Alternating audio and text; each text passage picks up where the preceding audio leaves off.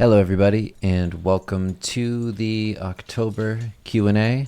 We're a few days late, but that's the nature of Halloween. You got to spend it with the children, and then record these on days that aren't the children's days, and also Break it not apart from the F-Zero challenge video.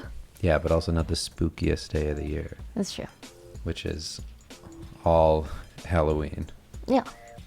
So we don't have as many questions this time around, so we might get through this in one go, but we'll see. We'll just jump right in. Yeah. All right. First question comes from Drew Bartlett. If you had the time, what other mediums or styles would you like to experiment with? I'd love to see some Reposa plein air in oils or watercolor someday. If I had time, what other medium would I want to use? I think that my number one, which I mentioned before, is just watercolor. I'm not crazy about doing plein air stuff where I'm just painting outside from life. I'm not like big into that. I don't know why. Maybe I'll get into that later on. But for now, maybe it's like a time thing or just like I'm so work oriented that I have a really difficult time wrapping my mind around it, of like, oh, I can have like a leisure experience sitting out in the woods and painting like from nature. Like I just don't, like I work so much and we have so little time to like do much of anything else besides like be with our children and all. We also don't live anywhere super inspiring. I feel like when we were driving through New Hampshire and we saw that person like painting in their front yard. Right. That made sense. They lived in like this beautiful area. Yeah, that was different. But yeah, I think in the future, if we have like downtime and I'm kind of like spiraling out because we're just like trying to get the house money going and get into a place where we're finally settled. I'm like super goal oriented, so I have blinders and it's hard to like even think about those things. But maybe once things settle down and we're doing better and I can feel less crazy. Which is a funny thought because I don't feel like anything's going to settle down anytime soon. But I think we also told ourselves this is temporary. Like, just put our heads down. This year was rough. Yeah. Just work, Eventually watercolor, though. That's always my go-to. Traditional. The next question comes from Javier Lopez Jr. Hi, I'm new to the Patreon and have been learning as much as I can. One thing I really want to be good at is drawing the human figure in different poses with little references as possible. What books or resources helped you develop your figure drawings?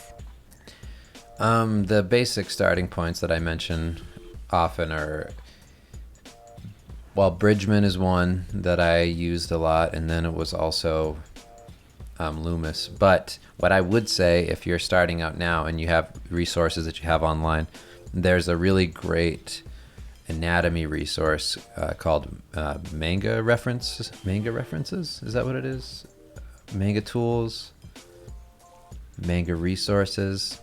God, if you look up any one of those on Google and type anatomy afterwards, you'll probably find it pretty quick. But it's like color-coded anatomy drawings, super well done in terms of breaking down the basic shapes so that you have a better you have a better way of like digesting the information, because I feel like a lot of times those books can be overly complex or it's just like hard to follow that sort of thing. So I think that when you have something that's kind of color coded and everything's separate, it feels much easier to see, because you kind of can't see all the muscles where they are and like, take all that information in the first time you start doing anatomy studies.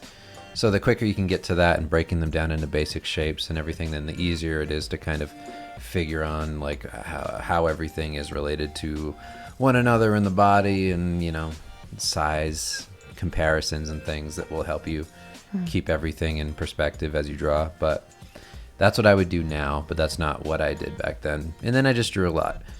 The thing with studying anatomy is that I think it's great for basic structure, and it's great for, getting down the fundamentals of like how do you even make the form kind of come together in the, like I said, the simple shapes. But then it's a matter of just drawing a whole lot. I drew a whole lot of people in dynamic poses, even if they were totally wrong. I didn't care. I just drew and drew and drew and just let myself work through it. I mean, Kim's been with me throughout like all of my real drawing experience. And like, you remember how I started out doing like even like those Starvale comics in the beginning, and then before that it's like my drawings have come such a long way since then. But it's just like through doing it and repetition. Like during that period of time, I might have looked at anatomy stuff here and there, but it was like me doing it over and over and over again while referencing things and like seeing where my failures were, and like constantly ping-ponging between looking at like how anatomy actually comes together and then how I draw it, and then kind of figuring out where I'm going to land on my style with anatomy and everything. So Yeah.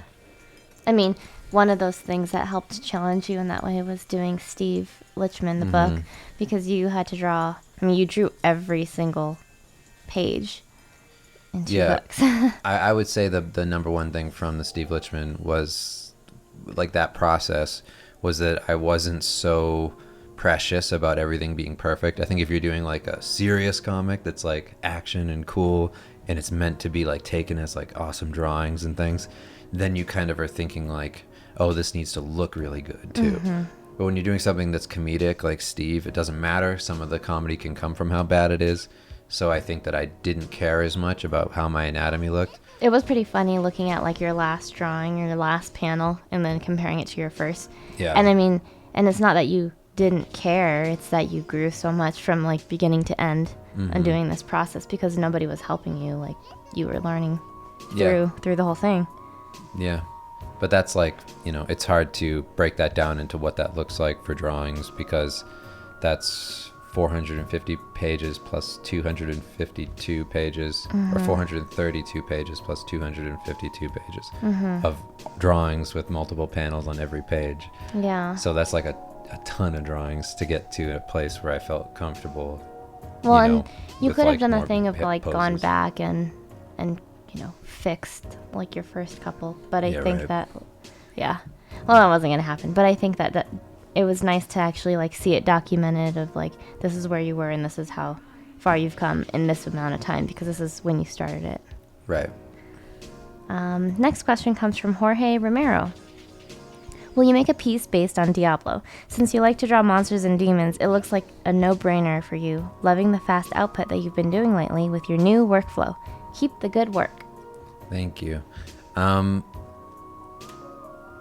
I think I would consider something like that, but it would have to be a more iconic kind of character within Diablo. Diablo doesn't have like a ton of, at least for me personally, it doesn't have a ton of like memorable characters. I think That's what we played, right? Yeah, well, we played Diablo 3. Oh, okay. The first 2 are more like fantasy, horror, and like traditional fantasy.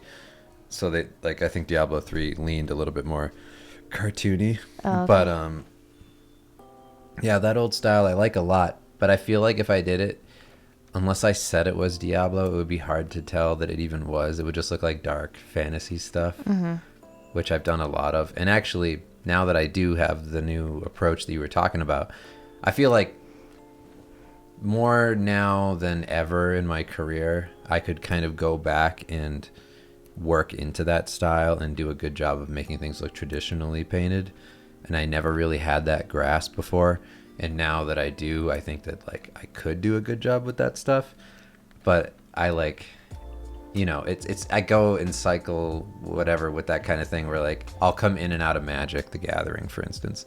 Like I'll get burnt out on just like fantasy people and things and demons and Magic. wizards and monsters. It's like I just kind of like need a break for a little bit. So I'll do like chunks of that kind of work, and then it's like doing Marvel covers. Like I was like all hyped up, like, yeah, I'm doing Venom. Like, yeah, I'm doing, and then they were like, hey, do you want to do Dude. Venom constantly and then do Yeah. Carnage and then do more and then do And all the Spider-Man, Cenobites and and then- do like everything in this world? And I'm like, no, now I don't want to do it. The Cinnabites? Yeah, there's these small cinnamon bites that you get. That's what you eat. It's like said. cinnamon toast That's what crunch. I thought you said. They're the symbiotes. Symbiotes? I don't know how you say it. Symbiotes? Symbiotes? Okay. I don't think I've ever heard it said out loud. I just read it. Cinnabites. So it's the Cenobites. Okay. I think I'm thinking of Hellraiser. I don't know. They're called Cenobites. Are they really? That's funny. I'm pretty sure. The next question comes from Chris Pittas. Hello, Kim and Dave. I hope this month finds you well. First, a question for both of you. If you could get dressed as anything this Halloween, what would it be? Secondly, Dave, who are some of your favorite traditional artists, and what do you like about them in particular?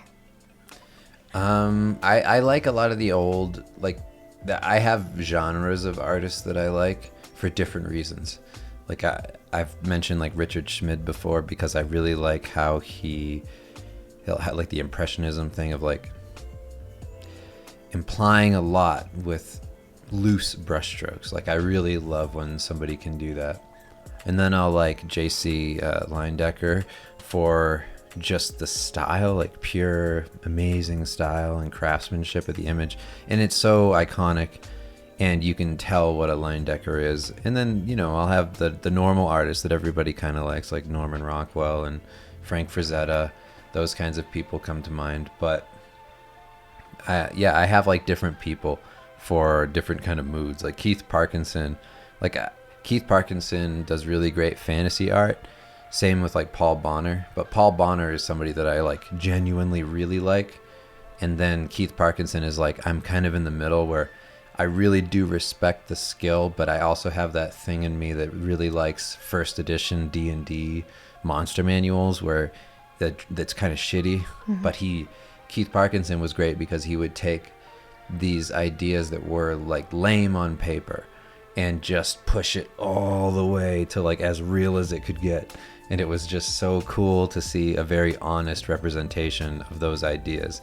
It never felt like my problem with a lot of my problem with a lot of like superhero stuff that was coming out before, I would say like before Marvel, it felt like all those movies were kind of embarrassed of their source material. So they would jump through all these hoops to make their characters cool or make them like less superhero-y. They wouldn't lean into like what made them so cool in the comics, or they would like move away from the costume. Let's put them in leather jackets instead. That's going to be more relatable and cool. And they were like ashamed of the material. So somebody like Keith Parkinson I like a lot because it feels like unabashedly the thing, and he would just go all the way and make this amazing work. But Paul Bonner is somebody who's like hyper stylized, very real, awesome work, all done in watercolor, which is wild, and gouache. And then and a bunch of other artists too, like Yoshitaka Amano and Noriyoshi Orai. And I just like, it's like moods. Every time I'm feeling a certain way about like what I want to do, I'll look at somebody like that, and then it'll influence what I'm doing. But I like that. Like when you play different music for what mood you're in too. Right. It's like sometimes I listen to death metal, and sometimes I'm just Springsteen. I was gonna say 90s techno. Yeah, or that's been like your new thing. Yeah, or it's like drum and bass. Yeah. So what would you be for Halloween if you could be anything? Well, this year I was Tinkerbell, and because we were all themed Peter Pan. Yeah, I just wanted to do something that like the boys could do with us, and it all made sense. So our oldest Axel was Peter Pan, and then our youngest was Captain Hook. Which is the cutest thing in the world, seeing basically a 1-year-old as Captain Hook. And then I was Tinkerbell, and then Dave was the Croc. Tick-tock Croc. If I could be anything, though, I feel like I lean more towards, like, comfy. But I mean, he means like, they mean like anything. Costumes. Anything in the world. Like, it doesn't need to be a costume. Like, you could just transform into that thing and be it for Halloween. Kanye. Kanye West. Kanye West in disguise to go to meetings. Oh, he's wearing the rubber mask. Yeah. With the glasses. Yeah. Yeah, that's very Still cool. the attitude of Kanye, still dressed like him, but has that, like, rubberized mask. I mean, all it feels like is he watched that movie Good Time. Yeah. And he was just, I'm going to be the bank robber scene. Like, that's all it's all it feels like to me. If I could have, like, I think I would want to be Pumpkinhead from the old horror movie. Like, if I could go for, like, scary, I'd be Pumpkinhead. Just, like, have the same look that Pumpkinhead has, like super dangly, long limbs and really gross, and have a don't know big who it pumpkin is. head instead, like a big jack-o'-lantern head. And I'd like to do that and walk around and eat kids and stuff. I think the scariest costume that I've ever witnessed was the one in elementary school where somebody's dad had like a realistic predator. Always that dad. Always the dad that Yeah. really loves movies. And it was terrifying. I remember how scary it was. So, you know, if I think about scary, like that's something that's like imprinted on me. Yeah. And then my favorite artist is Leyendecker.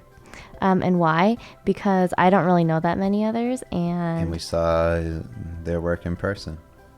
that's true. We did see their work in We person, went to the museum with all the Leyendecker art.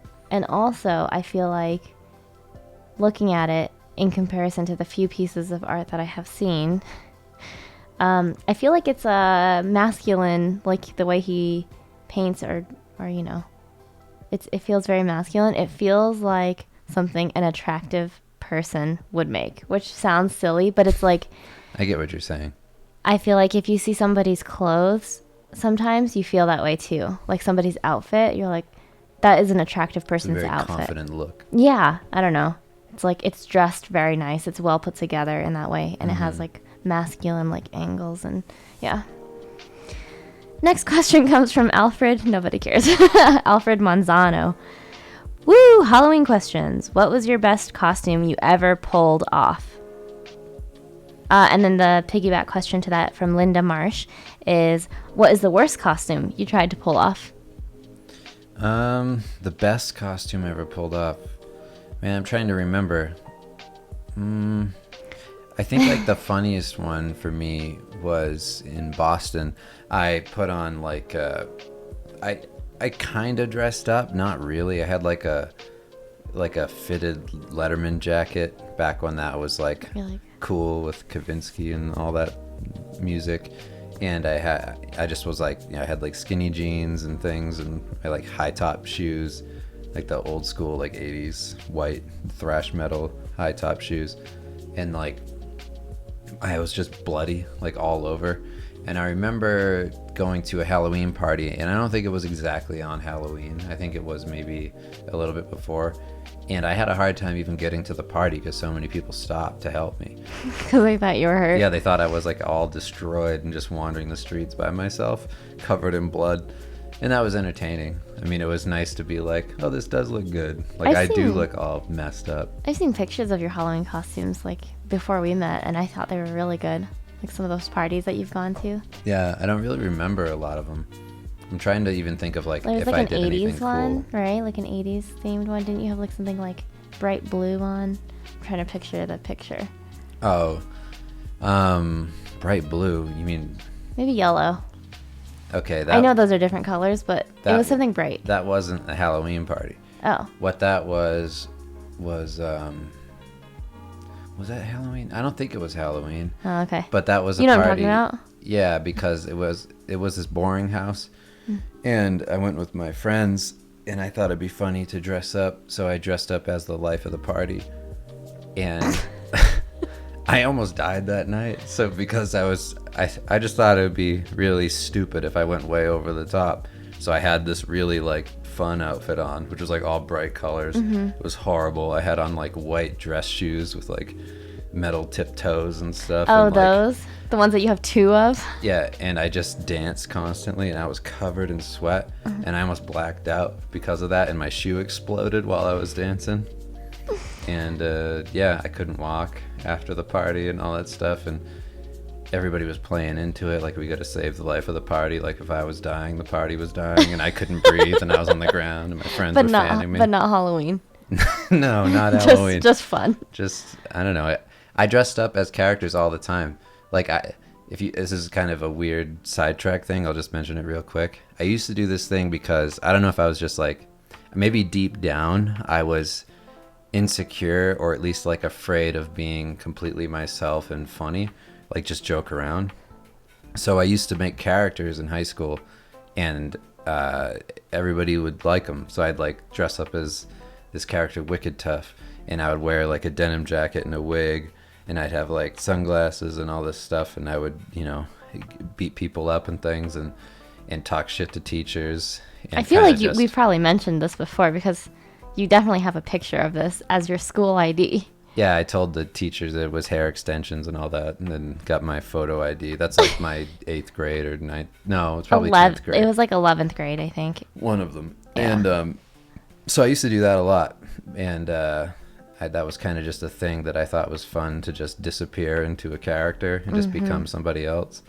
And it kind of let me just talk to everybody freely because it wasn't me anymore. I could be like over the top and ridiculous.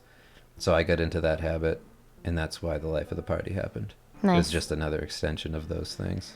My best costume, I have a couple. My first best costume was when I was like, maybe like 6 or 7. I was Roger Rabbit.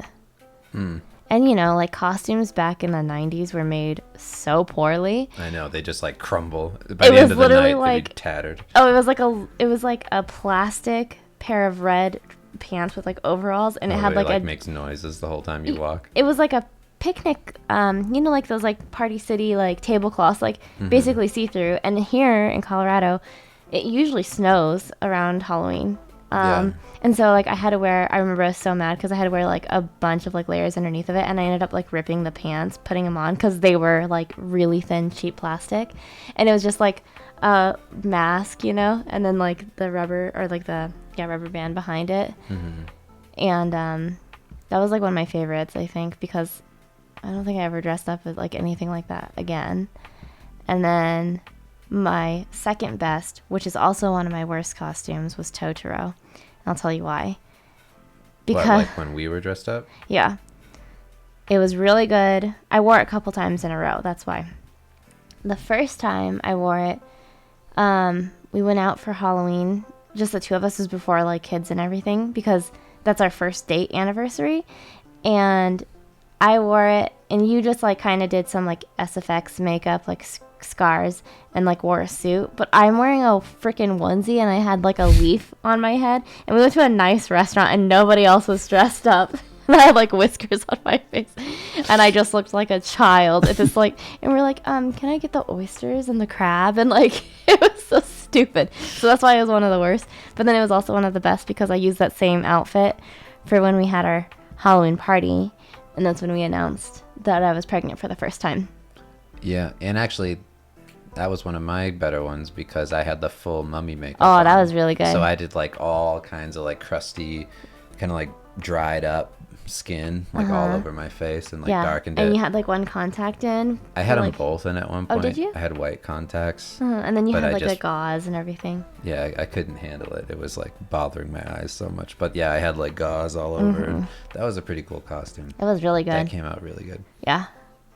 Because I have like facial hair though, whenever I take off that kind of makeup, I just tear out all my hair, and it's brutal. And then, did you have a worst one?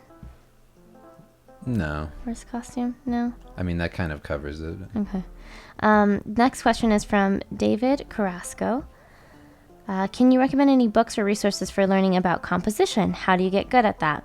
I feel like learning about things like anatomy or perspective is straightforward, but learning about composition is not because people don't treat it like a technical subject.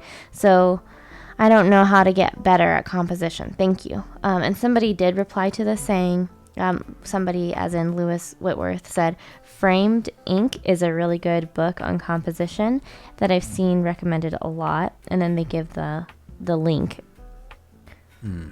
I think that there weren't a lot of resources when I started as far as online compositional resources. I learned like the very basic things in the beginning, like the, like the golden ratio or whatever, and then like the rule of thirds, things like that. The ones that helped me the most though in just getting creative with compositions was to think in terms of shapes. I always fall back on that. Your composition, it's how you like take in the image. So you don't want to create lines that move away from what you want the viewer to look at.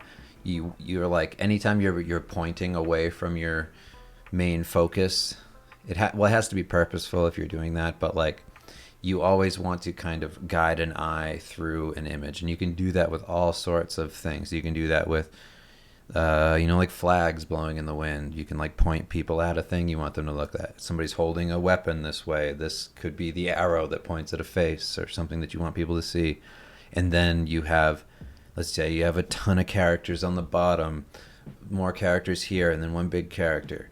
Each chunk of these should be its own kind of color or something, some way to distinguish it as a shape.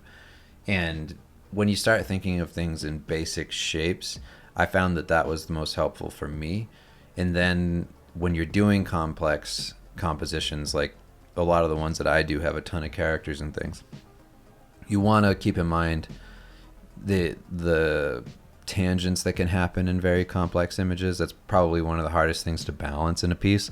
And that's been one of the things that's really helped me the most, is just keeping all of that in mind, that like if two things are right here about to touch, that's a tangent. If there's something going like this behind a character who's holding a sword like this and they follow the same line, that's a tangent. If you're just making an X somewhere, that's a tangent.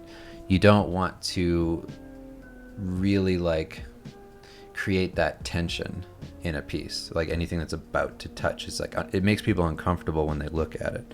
So unless your point is to make people uncomfortable, then you want to like, Keikai Kataki said this. He said, put the penis in the vagina. That's how he put it, where you just go all the way in. Keikai said that? Yeah. That's funny. It was just the easy way to remember it. I remember him saying that and being like, oh, that's a simple way of putting that. Yeah. So like, or put the penis in the penis. Yeah, put the penis in the penis. The two holes. Dock it. Yeah, go all the way through. Right. But yeah, that was like one of those things that I found helpful, and at least those are very simple things. Other than that, yes, like find other ways of kind of taking in that information. There's a lot of artists that if you think in terms of how compositions are put together, maybe that framed ink book can help you kind of get a language for it so that you know what you're looking for. But once you start looking at other people's artwork and seeing how they create different shapes within their images to make a pleasing composition, it starts to become a bit more obvious as how those things are put together, where something may look very complicated and then you find out, oh no, that's just a rectangle and a triangle. It's not actually a ton of things that all need to make sense with this, giant image. Do you think that as far as resources go, considering like photographers also need to consider composition, do you think they would have more resources that you could like apply to? I mean, it's all the same kind of stuff, but I think that I think you can just be really creative with compositions in illustration. Not that you can't with photography, but I just mean that like you're totally free to make whatever you want. Right, in photography you kind of have to find it, and or you're like going out of your way to make the composition happen within the piece. But like on the Final Fantasy VI piece I did, that's relevant to Final Fantasy, that composition. It's the crystal from Final Fantasy. That's what the characters are forming. That's that diamond shape. And it's also on like a card background, which is like a crystal, which is the Final Fantasy crystal, on top of this card, which like to me reminds me of that game, because I think of Setzer and I think of like the gambling that's happening on his ship that you're on all the time. It's like a casino kind of area, and like the card just kind of made me feel like, oh, that makes sense. I didn't know that. I like that. Next question is from Jero. Can you share what helped you most with getting used to digital mediums other than just doing it a lot? And do you have an opinion on iPad versus Wacom? Thanks for all you do. Your art is single-handedly got me drawing again after a 6-year hiatus. That's awesome. That's very flattering. Thank you. I want to tell you that there is anything else. I do. But I started doing digital art with a mouse. I drew with a mouse when I was a teenager. Oh. And I did it a lot. And then I got my first Graphire, Wacom Graphire, or I said it right, Wacom. Yeah, I said Wacom, but... Yeah, Wacom. I think it's Wacom. I think they actually say Wacom. Yeah, so I got my first Graphire tablet from them. As yeah, I've told that story before. I got that instead of a scholarship to go to school, so I just used the money to buy a tablet, and that was my first thing. I hated it at first, and then I just forced it. I used it every day, and just had to get used to it. I mean, it's literally like anything else. You know, anything that you start doing that's uncomfortable, like you do get used to it just by matter of doing it. You know, it's like if you can draw on paper, then I'm pretty sure you can draw on the computer. It's just going to be uncomfortable for a while. So just keep making yourself do it over and over and over again. That's how you get used to it. I wish there was some other magic thing for that. I guess like if I had to think of anything else, it would be finding brushes that feel more organic to that process of just drawing in the computer, things that feel more like a pencil. I think in that way, something like Clip Studio might be more beneficial for you. But I mean, if then your barrier to entry is not knowing how to use the program, there's honestly no excuse for that anymore, because there's about 1 billion YouTube videos on how to use every single one of these programs for drawing. So you can just do that. But yeah, like Clip Studio, I think would give you a better like instantaneous feel of drawing rather than Photoshop, because I feel like Clip Studio is designed around people who draw. Can you use Clip Studio in like on an iPad? Yeah, you can use it on an iPad or Wacom tablet. So when it comes to the difference between the two of them, I still prefer the Wacom tablet. Like, even though I hate these things for how the screen just sucks on the Cintiq 32 Pro line that they have, and you know, everybody who has one of these Pro ones, like, I know it doesn't happen all the time, but there's a large amount of people who've had issues with dead pixels or stuck pixels or melted pixels or whatever you call them, the green and red dots that are all over the screen. It just keeps happening, and they keep, you know, they're nice enough where their customer service is like, just send it in, we'll pay for the shipping and whatever. And I'm like, yeah, but I don't want to keep sending you tablets back and forth. Like, can I spend $3,000 on a tablet and just have it work for more than 6 months? Like, it's kind of not a lot to ask. So as much as I dislike what these tablets are right now, I'm hopeful that they'll come up with a new generation of tablets. If you don't want this new one, the previous tablet that they had was pretty good. I still have that one down in the basement here. But I do prefer these. I don't know why. The feel just feels better to me. Even with the paper-like texture screen protector, right? You still like those better? I don't know why. Yeah. Like, everybody else seems to have no problem using Procreate and with the iPad. And maybe that's you too. But for me personally, every time I try to use that thing, I always feel a little bit stuck. Like, this doesn't feel as good as it should or something. Like, I don't know what it is, but there's something kind of pulling me away from it. Like, I'm like, eh. Well, it also could just be that thing that you're saying, like, okay, he said besides doing it a lot, you really haven't done it a lot on the iPad. Maybe if you just had time to sit there and draw like something once a night, you may end up liking it. So it just, you know, there's plenty of people who do like it. It's just that right now, with time constraints and deadlines and everything else, you just don't have an opportunity to work on it enough to really even get a feel. Like, you did draw something the other night, but it's like one thing, you know, like, yeah, my drawings might not feel the same exactly, but they're fine on there. But yeah, eventually I'll get to a point where I'm using it. But yeah, like that would, I think that maybe because you're not coming from a place where you've been using like what I've been doing, like using Photoshop and using the Wacom tablet, maybe it would come even more naturally to you. But yeah, I would get the paper-like screen protector thing that goes over and makes the tablet feel a bit more organic, because it does make a big difference. And on the note of using something that feels more traditional, like a brush pack or anything like that, if you look into the Discord, people have shared it multiple times. Your Clip Studio one, and I also believe your Photoshop one. Yeah, like your pack. But if you're looking specifically for Procreate, Max packs are really good. Cyan Gorilla says, hi Dave and Kim, Cream Man and Skeletorio.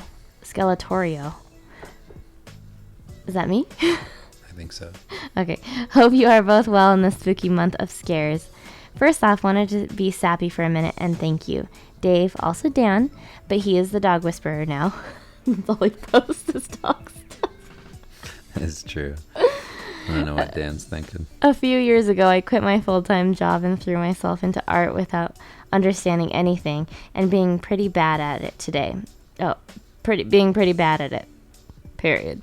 Today I signed my first big contract for a job with a big company, and the lead up to it has been a year of book covers, mats, and cards, my dream jobs. Without your down-to-earth demeanor, without the getting through the middle video, and without the tutorials that were mostly about life, I would have given up a year into it. Thank you.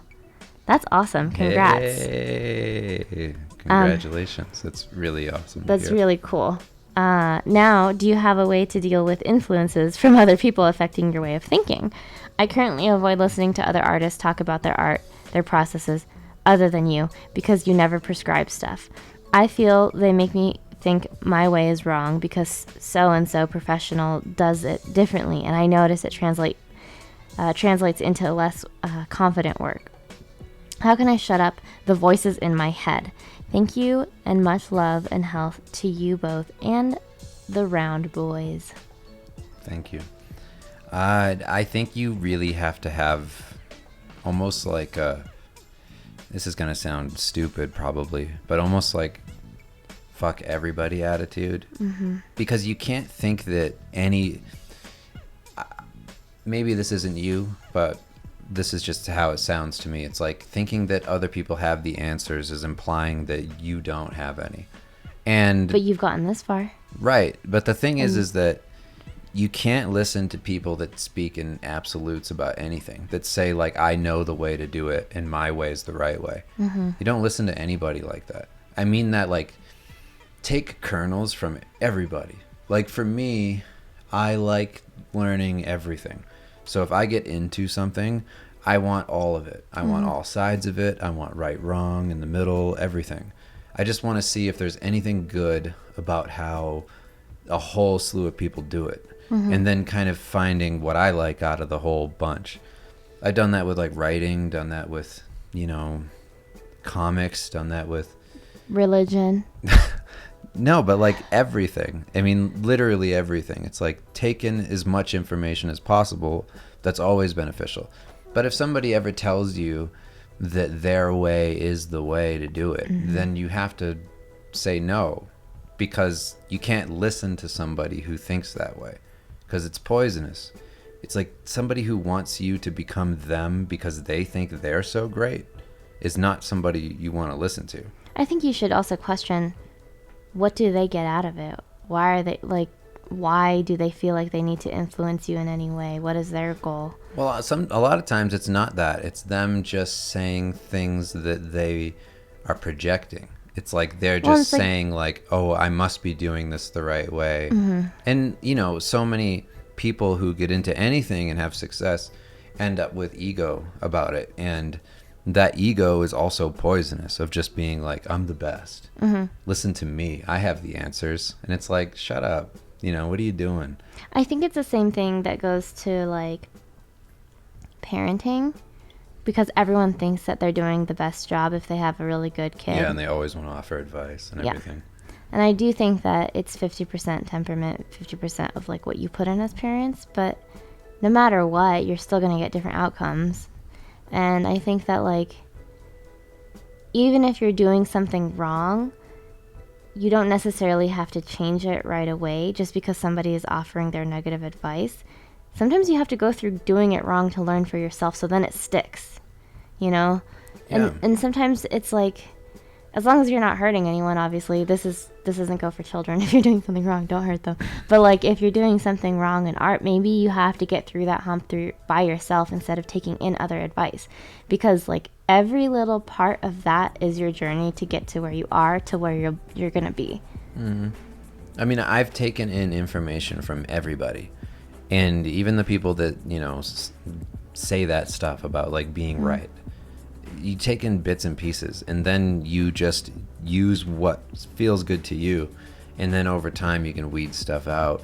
and just kind of start to find who you are from all of those processes and tips and things. Like, what helps you, what benefits your style and approach.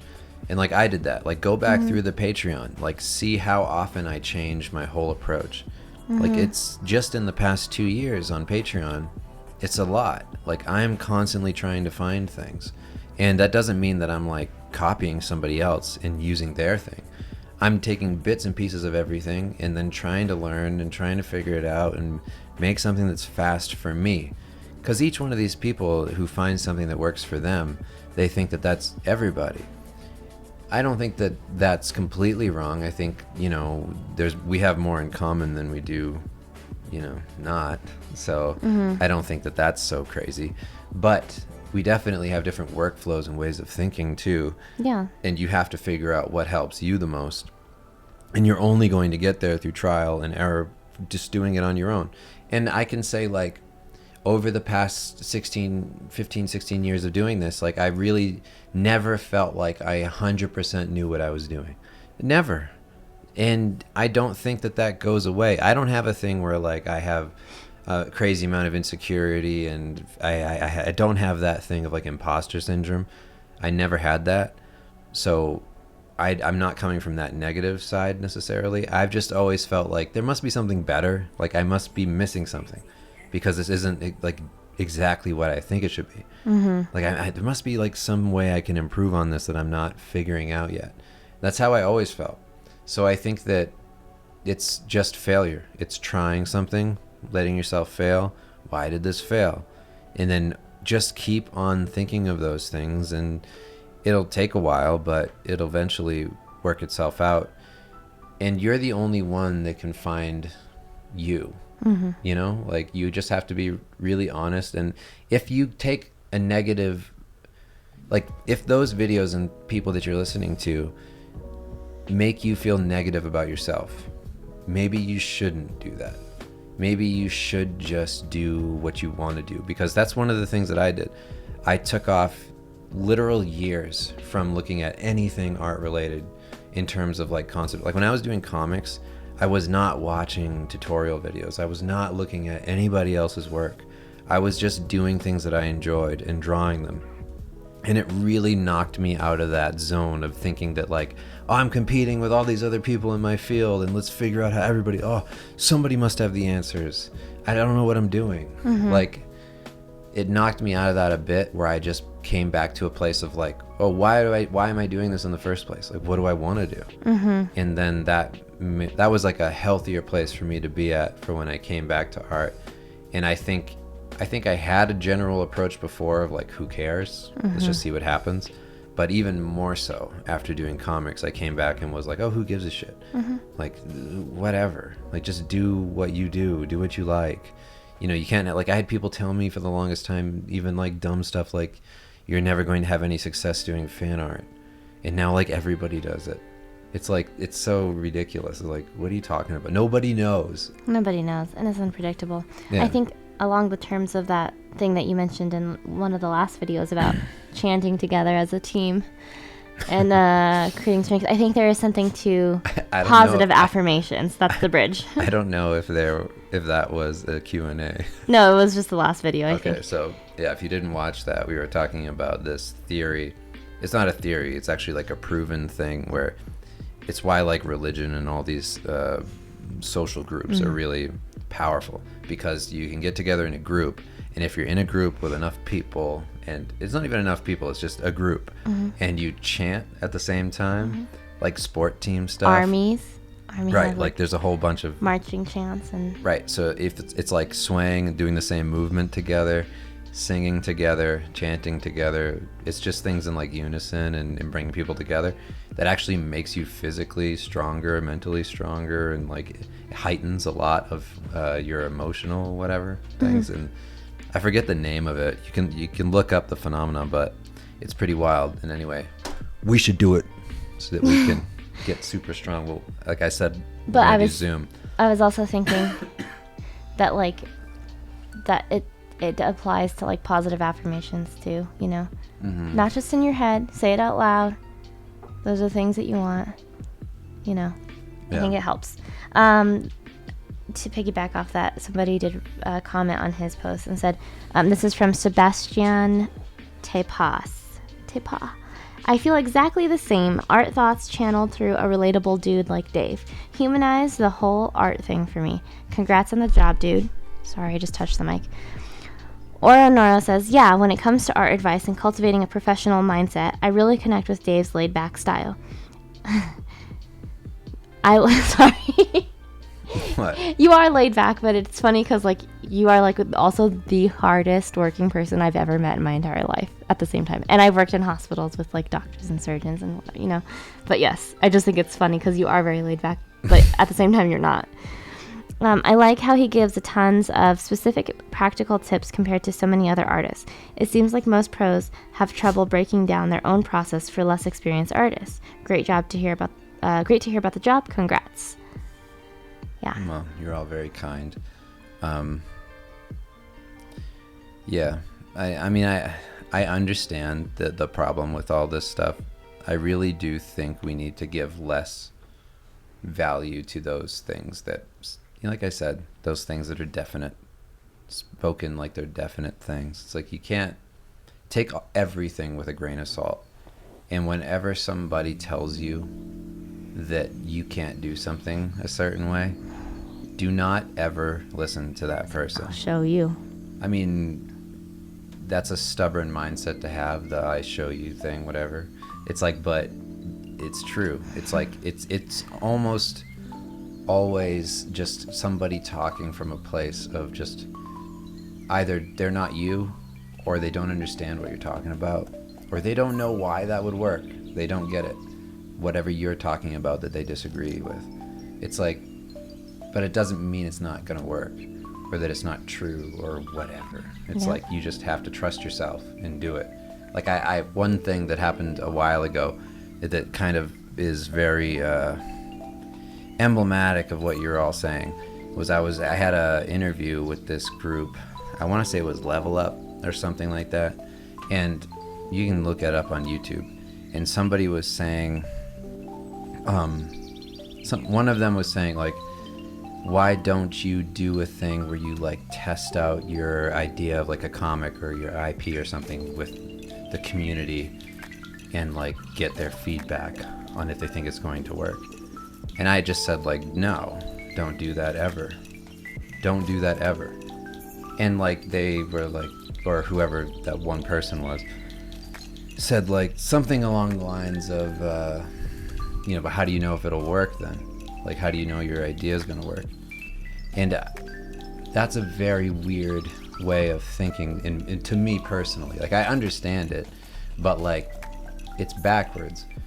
Nothing will ever work in your career or, you know, your property, whatever. It won't relate to anybody if it doesn't work for you first. Mm-hmm. If it's not honest and it's not you completely, with all your faults, everything that you're wrong about, it's like if it doesn't have that truth to it, it's not going to work. Or at least it won't be as successful as it could be. You don't test those things on people. You push yourself and you try to narrow down who you are.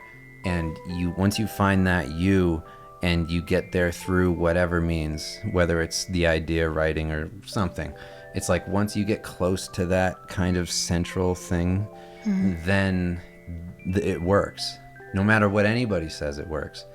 And the problem with peer groups and those things, and listening to people who spout this stuff, they're all surrounded by these insular groups that all think like them, and are all like living in this bubble. And it's like, that's not the world. That's not everybody else. I mean, that's just the nature of social media. That's me putting out a selfie and getting instant gratification because somebody called me pretty, but that doesn't mean I feel pretty. Right. You know what I mean? It's the same thing of being like, just because you put a picture up with a filter doesn't mean you're a pretty person. But it's not even just that. It's like if you put out an idea and somebody takes their insecurity and they put it on you and they go like, that's not going to work. Right. Because there's a lot of reasons why it works. I'm really smart, so I understand it, but I think everybody else, that's maybe too high concept for them. And it's like, you get all these weird holdups from everybody else. And it's like, you can't do that. It's but just people also might create, like, you know, the question. They might compliment you so much on something too, where then you lean too hard into like one aspect of this piece because they're focused on it rather than what you were focused on, right? Yeah, I mean, it's just whatever works for you is going to be the thing that works for everybody. Yeah. Next question comes from Anton. Hey, Dave and Kim. Any chance you could add introductions/socials channel to Discord? I think it could be a neat place where people can look for art buddies or do a little self-promo. A lot of people in the Discord are like-minded anyway. And Frederick said yes to this. I'll put it out there in the general and see who else is interested in this, and I'll figure out a way to do it. I mean, figure out the best way to do it. I think definitely doing socials is a good idea, for sure. I thought like general was introductions, but maybe we'll just do a separate thing. But yeah, I think that the social idea is really important for you all to share, contacts. Next one comes from Chabuddy Choo Choo. Number 1, how do you think Vampire Hunter D blends science fiction and fantasy in a seamless way? There's multiple questions, but that's one. How do I think it does it? I think it's just adapting the form of fantasy to science fiction. It's like a gothic fantasy, but it's very in the aesthetic of like hard metal plastic looking things, and gothic architecture becoming rocket ships, and a lot of those things have parallels. I have to pause. Oh my goodness, I had an issue with my throat. But I'm alive again. The next question comes from same person. I don't have a problem with my throat. I have a problem with my mouth. The same person. Same person. Chabuddy Choo Choo. Did you see The Green Knight? That's question number 2. No, did not see it yet. Not yet. I want to see it though. Number 3. Have you heard of the manga Blame? Pronounced Blem. It's a science fiction manga that has some interesting concepts in it. I have heard of it. Never read it though. I'm trying to remember like what it looked like. I'll have to check it out, but I haven't seen it. I kind of can't picture it off the top of my head. I know what it is though. Number 4, do you use the standard Cintiq stylus? It's like gripping those stupid giant pencils you would get during school fairs as a kid. Thanks for answering my random questions. That's a funny question, because I feel like that because I tried using it once. I do have that one. I use. Are you looking for your skinny one? Yeah, I was gonna show that one too. So I do have that one that I use, and then I also have the skinny one. The skinny one's fine. You want to compare them? Show the comparison? Sure. That's the difference. So, I want to say this one still has all of the same pressure sensitivity, the skinny one. Mm-hmm. Can't really remember. I actually ended up liking the fat one, even though it was, like, I would switch between them because it was bugging my hand so much. Mm-hmm. But I kind of just came back to using the fat one again. I go between them though, but yeah, I ordered the skinny one just because I was like so tired of drawing with that big fat thing. Drawing like this. yeah. Oronoro says, "Hey, D-Ra and K-Rizzle, long-time stalker, first-time caller. Let's talk about the underrated taboo of cannibalism." Long pig. Say your plane crashed in the icy hellscape of the Andes Mountains. These are the first time I'm reading these, by the way, so I'm like, obviously getting to them as I. So your plane crashes in the icy hellscape of the Andes Mountains, and say you saw the silver lining in this tragedy, a providential chance to to stick it to the vegans. Dave, would you rather join the rest of the survivors and gobble the finger and toe meat of the leathery old pilot, or would you prefer to eat your own left leg, which was severed below the knee during the crash? Severed below the knee? Yeah. So I just have a leg, like just a leg that I could eat? Yeah, but it's yours. I mean, I would eat both of them. I mean, why would I eat fingers and toes? There's like nothing on there. That's just like cartilage and hardly anything. I would totally go for the leg, and then I would go for the butt because that's where all the fat is, and that's what's gonna keep you like Yeah, energized. I'd eat that dude's ass. Yeah. Just hack his ass off and just eat it. Yeah. Because I would hope that nobody else knew that. And Yeah. I'd be like, I'll take the ass. I'll take the ass. I know it's gross. I'll take it. And then I would have way more strength and energy because I'd be full of fat power. Yeah. And For then sure. I'd kill off everybody else until I was the only one left, and I'd have just like a stack of asses in the back of the plane. If we had the option to cook, I would also eat the liver because of all of like the iron and everything in there. And then potentially if I knew that this person didn't have any like, I don't know, prion diseases or anything like that, I might eat the brain because I feel like there's a lot of glucose in there. Cool. And Kim, would you tell the others that you found a large suitcase full of beef jerky before or after you took this rare opportunity to sample ethically sourced human flesh? Sorry, I went too hard into it before I read that, and now it all makes sense. After. Yeah, after. Obviously. You want to That's get our backup meat. We want to get this meat before it rots. you want to get the fresh stuff. Yeah. That Beef jerky is jerky's good. Yeah. For a while. It's shelf stable. Yeah, you gotta let that. That's the last thing. If we're talking strategically, Yeah. that's the last thing you eat. Yeah, and also, what am I going to do? Carry this dude's dead body with me down the mountain? No, I'm going to eat it, carry the beef jerky, because that's way lighter. That is the truth, isn't it? Right? Okay, next question comes from Kai. Top 5 favorite manga artists and top 5 American artists. I mean, off the top of my head, I don't know if I can just pull out names. You mentioned 5, like, traditional artists. Yeah, I mean, Kentaro. Just, all of Berserk is wild. This is gonna, I mean, the problem is I don't want to get this name wrong. But the obvious ones, I guess, are Akira Toriyama. That's, influence, as far as influence goes. Big one for me as a kid, all the Dragon Ball and Dragon Ball Z, but more Dragon Ball for me. And then dude who does, god damn it, is it My Hero Academia? What does he do? One Punch Man, is that it? God, I can't remember. I've talked to this person. We've DM'd before on Twitter, and it was like a big highlight of using the Twitter app for me, because we were talking about artwork, and he was saying nice things to me. His hero. Yeah, I can't remember, but Hi. I've had the opportunity to talk to a few of those heroes of mine that I can't name the names of. And then Just artwork that I've seen that I really enjoy. top 5 American artists? American artists? That's very specific, isn't it? Yeah, I mean, I'm gonna change that to top 5 like Non-manga artists? comic artists. Oh, okay. I'm just gonna change it to like Marvel, like just things that are published here that I've seen. My number 1 right now is Pepe Larraz, and then I would say that I come down on the dude who did that book I showed, that comic book. God, what's the name of it? It's right down there, or was down there. The one with like the sci-fi shit on it. Oh, I put everything away.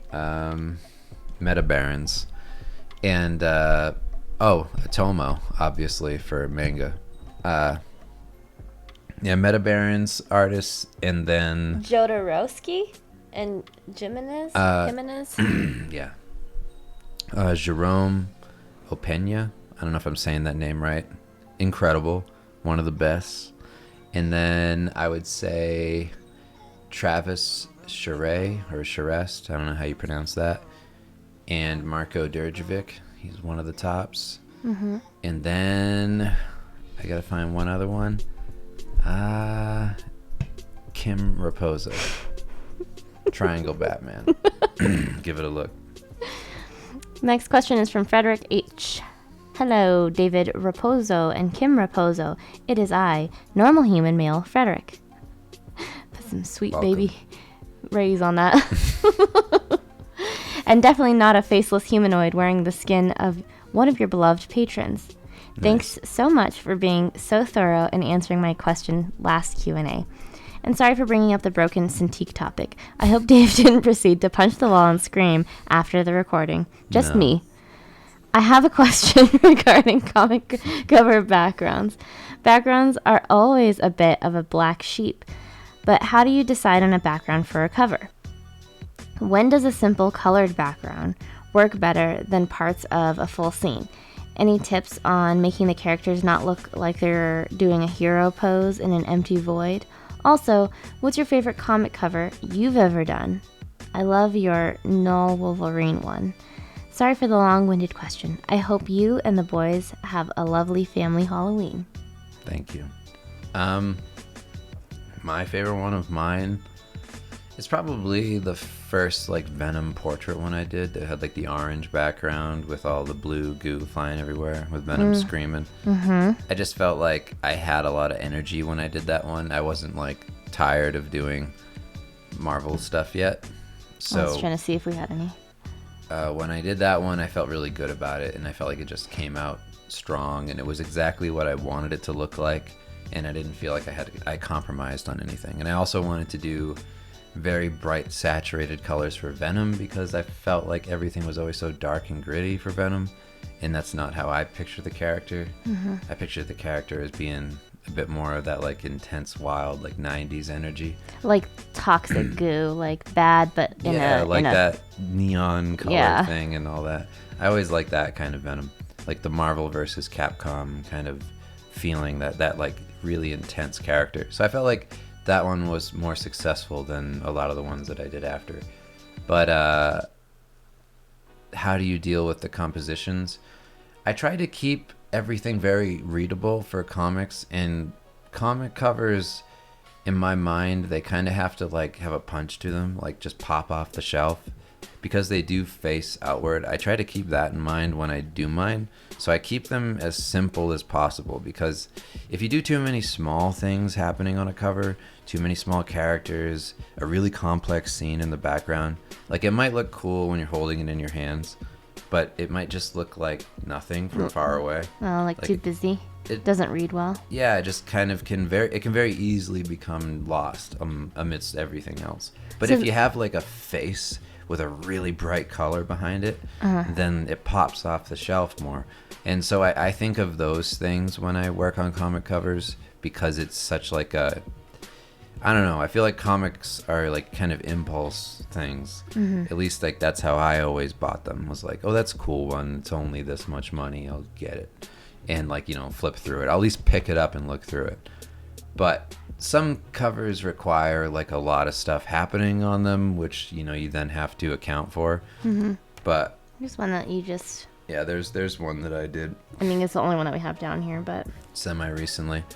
So I try not to do too much in the backgrounds, just to keep them simple and keep them like character-centric. So especially with this one has so many characters on it. I mean, it really is just a color and then some of the like design from the yeah, coming off of like one of the characters, like the yeah, I'll usually stuff. do some kind of like graphic thing, like just some shape or something. Like Marco Djurdjevic's covers were full of that sort of thing, and I felt like that was a really successful approach to doing them. But yeah, you don't need to do a million little details or like some super complex city scene. You can kind of imply those things. So then how do you make it so that they're not doing a hero pose like in a space that's like an empty void? I mean, that's up to you and the composition, really. I mean, a lot of it comes down to what are they asking you for. So it's like, what is this cover? Yeah. If sometimes it's pretty specific. They want a character doing a thing, and then other times it's like Just have these two characters on there. yeah, like, and sometimes I get asked to do, I got asked to do like Spider-Man Noir, and I'm like, oh, so I can do noir movie posters. So then that like a changes silhouette. everything because of what the subject matter is. And then I did the Spider-Verse covers for Miles Morales, and I'm like, okay, so if it's Spider-Verse, I want every cover to be very extreme and weird in a different direction. Like play with style, play with like different weird compositions, like make it feel like you really are going through a Spider-Verse through the series of covers. So that's what I was thinking about I did like a fighting game selection type of one. I did like a Western movie poster. I liked that one a lot. I did like a Norman Rockwell one. I did one that was based off of like old school noir movies, which was kind of the beginning of my Spider-Man noir run. And then I forget the other one, but yeah, I had like just a different approach to each one of them. Oh yeah, one of them was like anime influenced. And it was based on an Evangelion marketing poster that I saw. So it's cover to cover, and you know, it depends on the situation, but yeah, you can keep things pretty simple. You also did the Walking Dead comic cover, so if you want to talk about something else, I mean, those are just people. Yeah, I just did like a cloudy background with covers with characters in front of that, and then I didn't do a background really. It's Right. just texture. Yeah. And then maybe some foreground grass, like dead Or grass. like a rock. Yeah. Yeah. My favorite one that you've done is the one of the grandma spider lady knitting. Yeah. Only because I felt like I contributed to that idea. That's it. Alex O says, "Hey guys, just wondering if you had any tips for managing your time with the little ones. I just had my third kid. Congratulations. And I've been Congrats. finding it difficult to balance my non-art job and family with art practice. Any tips would be greatly appreciated. Also, have you thought about bringing back other artists for interviews or art talks? It would be interesting to hear from other people again that might not have a platform of their own. Maybe people from back in the Crimson Dagger days or something. Just a thought. Anyways, thanks for doing these. All the best." That is a good idea to get back into that. Yeah. I mean, we would have to schedule those things. Also, I mean, Once it's I'm less, just reading questions. I'm not bringing that much to the table. So, you saying you want to organize that? no, I'm saying they probably would like somebody other than me. Oh, no, they're talking about me doing interviews. Yeah. I'm not interviewing you. I know, but like they'd probably like to hear from somebody else. I don't think that's what they mean. We used to do interviews all the time. We used to bring on artists. That was like a thing that's on YouTube. And yeah, we stopped doing that because it was just, it's not like it's a lot of work. It's just something that's difficult when you're trying to be consistent. It's like, how do you have like an endless roster of people that you want to talk to? It would have to kind of just be dispersed throughout. But yeah, I'm not against that. I just wouldn't want to keep it isolated to the Patreon though, just because I feel like it's weird to interview somebody else and then hide the interview that they participated in behind a paywall. Yeah, that makes sense. So I would rather it just be like a public thing. But yeah, that's not a bad idea, just to do something like that. I mean, we could always market the Patreon through the interview without having it be Patreon oriented. What was the first part? Managing time with little ones because they want to manage their non-art job, family, and art practice. So it depends on how old the kids are because Yeah. that will really determine how much freedom you have. If you just had a newborn, it's going to be a little while, I mean, maybe you like just- 4 months at least. Yeah, I mean, if until you're already working and then trying to also do this on the side, I don't know. I mean, I'd have to really know your schedule. But if the ages of the kids, the Yeah. schedule of your partner, the like what their schedule looks like, and how much help you have, because that determines a lot of it. yeah, Like, who's there that's going to contribute to this? Like, what time do you actually have? Do you ever spend time on your phone? right. Like, I always come back to those sorts of things. Like, if you ever find yourself spending time on your phone that's more than like 30 minutes, then generally you could just erase phone time completely and just fill that time that you would have spent doing those things that, you know, it's really just leisure. Nothing's happening. You have the phone, and it's just like a thing that entertains you for like a second, and you know, it's addictive and whatever. It's like you could take that time and do your craft and just have you know, some actual investment into yourself rather than this thing that's fleeting. But it's also really difficult when you're just trying to relax after already doing a million things. So it's kind of a weird balance, you know. unless it is relaxing for you to to study and do these things. But I think yeah, it's hard. multitasking is huge. If you're going to sit on the couch and watch TV and everyone's watching TV and there's no like active interactions with your children. Right. You could have your iPad. Yes. Find a way to do it where you can be in the room and be present if that's what you want to do, and balance that time with the family, and then, you know, practice at the same or time. Or draw with your kids or yeah. whatever. I think the other thing is, like, if there are other things that need to be done, I mean, I guess you can't really do that. But, like, I was thinking, like I'm never just sitting down doing nothing, like, pretty much ever. Like, if I'm watching a show, like, Dave knows this, I cannot just sit there and watch the show. I have to be doing something else, too. So, like, I'm either, like, looking on my phone for, like, recipes for the week, or I'm, like, folding laundry while we're watching something, or I'm, like, doing something else. Like, make the most of the time that you have and, like, multitask to make things more efficient if you can. I know that's not always easy with kids, and especially 3. But, you know, I think also if you're able to cut down hours at work at all, even if it's just one day, and the kids are at school and you have this one day to say, like, I need to focus on this because I want to take it more seriously. I mean, because if that's something that you want to pursue in the future, that's just as important as getting there as, like, going to school, right? Like, studying for a test, things that would have weight on it in other realms. Yeah. I mean, I think that one of the harder things is just trying to find, like, time where it doesn't feel like you're just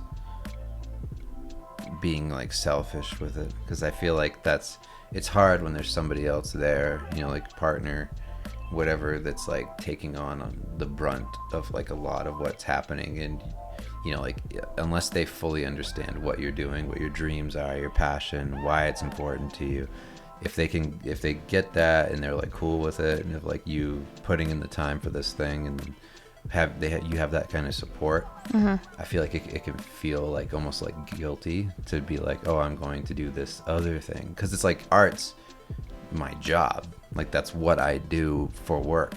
So I go to work just to make us, you know, live and have money and whatever. It's like, but if I were then, like, spending a huge chunk of the day just playing piano when that's not going to do anything for us, like making money, I couldn't help but feel, like, guilty about it. Yeah. It's like I would have to, I guess if I were you, I would probably do that night or something. I would do it, like, once the kids are all asleep, and just be like, okay, maybe I'll lose an hour of sleep. It's like, but at least I'll, like, get that thing done that I want to do. Yeah, I mean, that's kind of how I mean, that's how I know a lot of artists, even who have kids, did it. It's like working at night. Also, family, including, you know, your partner, if you want to include her in things, or him, like, make sure that you're doing that in the sense of being like, you know, like, this is what I'm learning, or could you help me with this thing, or maybe even, like, while the kids sleep, I practice this thing, but why don't you go and get a massage? I don't know. Or something, you know what I mean? Like, I feel like you could offer that. Yeah, it's so like that, like, you're trying to, she's like, not just alone in her room while you're, like, doing something else. Right, it's like doing a thing where, like, you know, how about on, you know, these days during this time, I'll do this. And then during these days and this time, you know, like, we can, like, separate and both do something, like, take care of each other kind of thing. Compromise, basically. Hopefully that helps. Fair. Yeah. Next question comes from Orvain. Greetings, Dave and Amy. Who? You'll meet her soon enough. I hope your family is doing well. Not anymore. Now that you've let the cat out of the bag. I recently subscribed to your Patreon and was listening to the backlog of your Q&A videos, and foremost, having Amy join. Ever since Amy joined, this whole thing's turned around. It's a fantastic idea. I wonder whose idea that was. Yours or mine? It was Amy's. It was Amy's idea. That Amy. The shared insights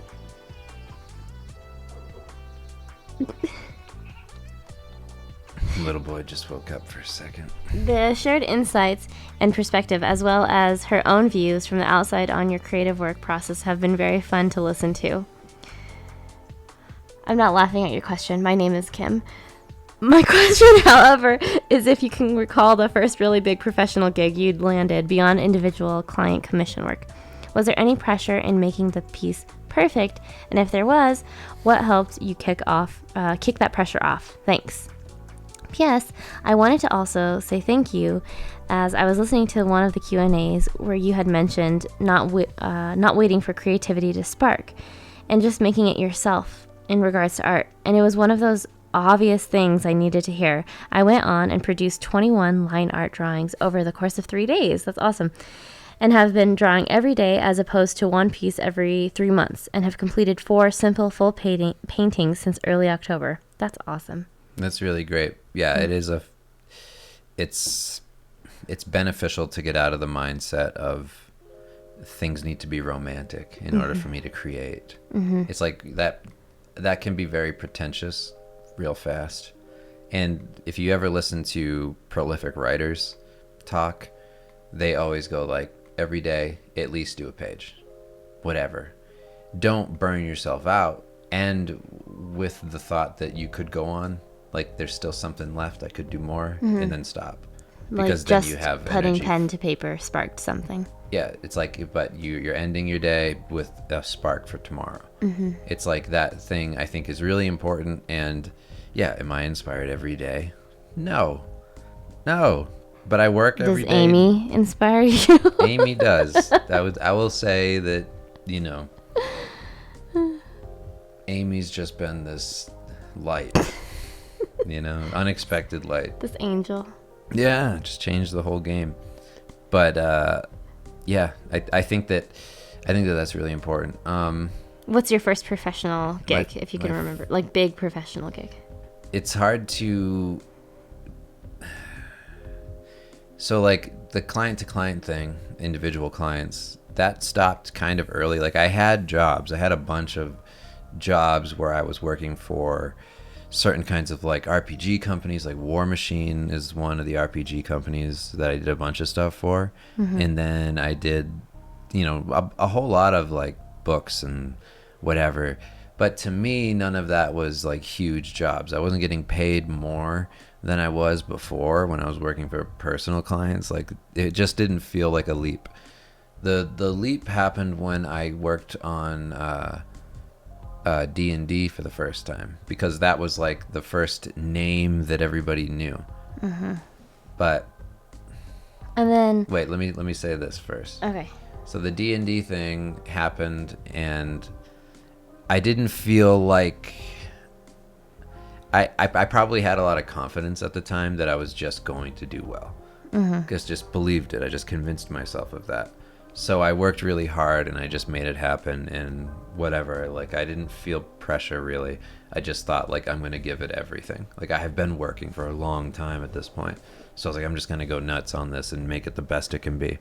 And I had a lot of fun with it and things went well. But I was going to say, probably now that I'm actually like living in this question a bit, thinking about it, the first big thing I got happened before I really took off in terms of like being an artist working.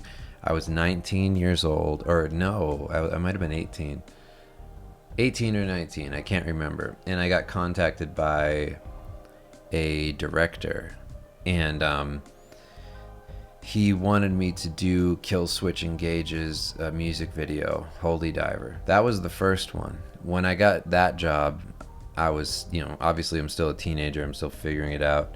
And like, I got to storyboard out the whole music video. So I came up with like all the visuals for it. And, you can watch that music video on YouTube right now. And I came up with like most of how that looks. And the scenes are all based off my drawings. And that was like the first thing where I went, whoa, this is really wild. Like, I'm I still could make a living out of this. yeah, like I'm still a teenager. I'm doing stuff for MTV. Like, that's pretty cool. And it felt like it was real. Like I could actually make it happen and have a career. It was the first moment where I felt like, okay, cool, this is something. I could have a future in this. Yeah, and then I got paid and I got to see like what happened with it, and it all kind of went from there. But that was probably a big confidence boost in terms of like doing more. Did you or did they put any pressure on you in being perfect? No, they were really nice to me. They wanted to work with me all the time after that, and I just said no because I don't know. I started to get work. What about you on yourself? No, I'm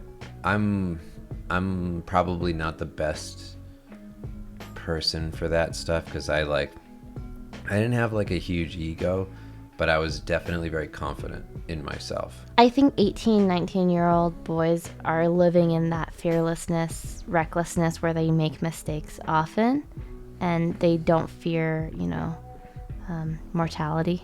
That's actually like a really common thing that I learned in my like human growth and development class. So being in that stage, starting your career at that age, it makes sense that you were confident. I think until you start to experience life more, you start to realize like how many things could go wrong. You start to question things a little bit more, like but during that time, like I had already been like hit by multiple cars. I've been skateboarding for years. Like I've been jumping off buildings. Like this wasn't scary to me at the time. Especially in comparison to what you've like I felt like whatever. Who cares? Mm-hmm. Do you have advice for somebody who wants to kick off that pressure of like perfection?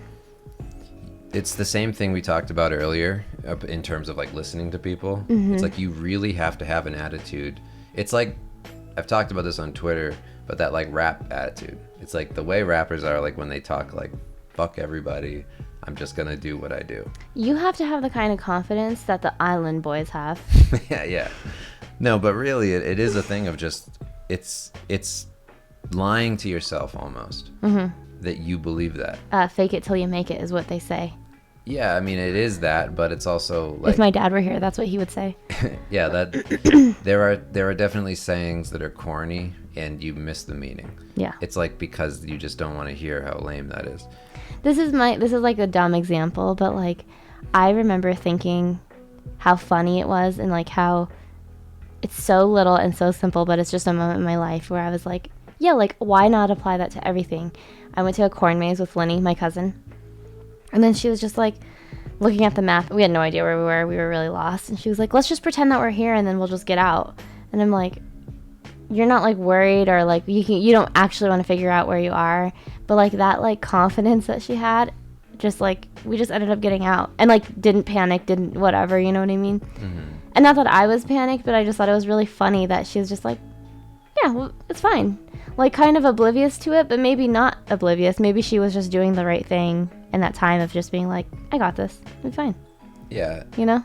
Yeah, I think that you have to keep in mind they didn't hire somebody else. Mm-hmm. They hired you. You don't need to be any better than you or worse than you. You just have to be yourself. Yeah. They hired you. It's their mistake if you're not the person that they wanted. It's not on you. It's like you just do your best all the time. Yeah. Do the best that you can no matter what you're paid, whatever. It's like the goal is to deliver something that you're proud of no matter what. Like that's been my thing. Mm-hmm. It's like, so if you do that enough, then it's just your best. If they don't like your best, then why did they even hire you in the first place? Right.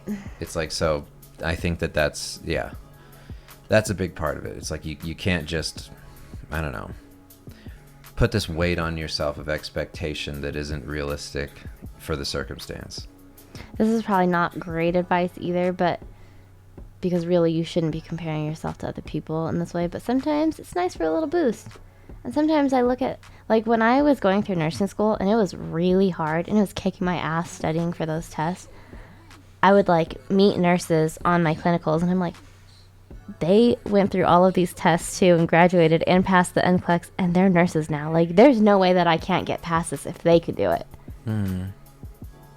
And also it's nice on the other side of that to also look at artists who are ahead of you and be like, maybe nobody is putting a crazy expectation on you for anything, but deliver something that's even higher than what you think you're capable of, because you're measuring yourself against what is that next perceived tier of artists that you could, be at their level or whatever.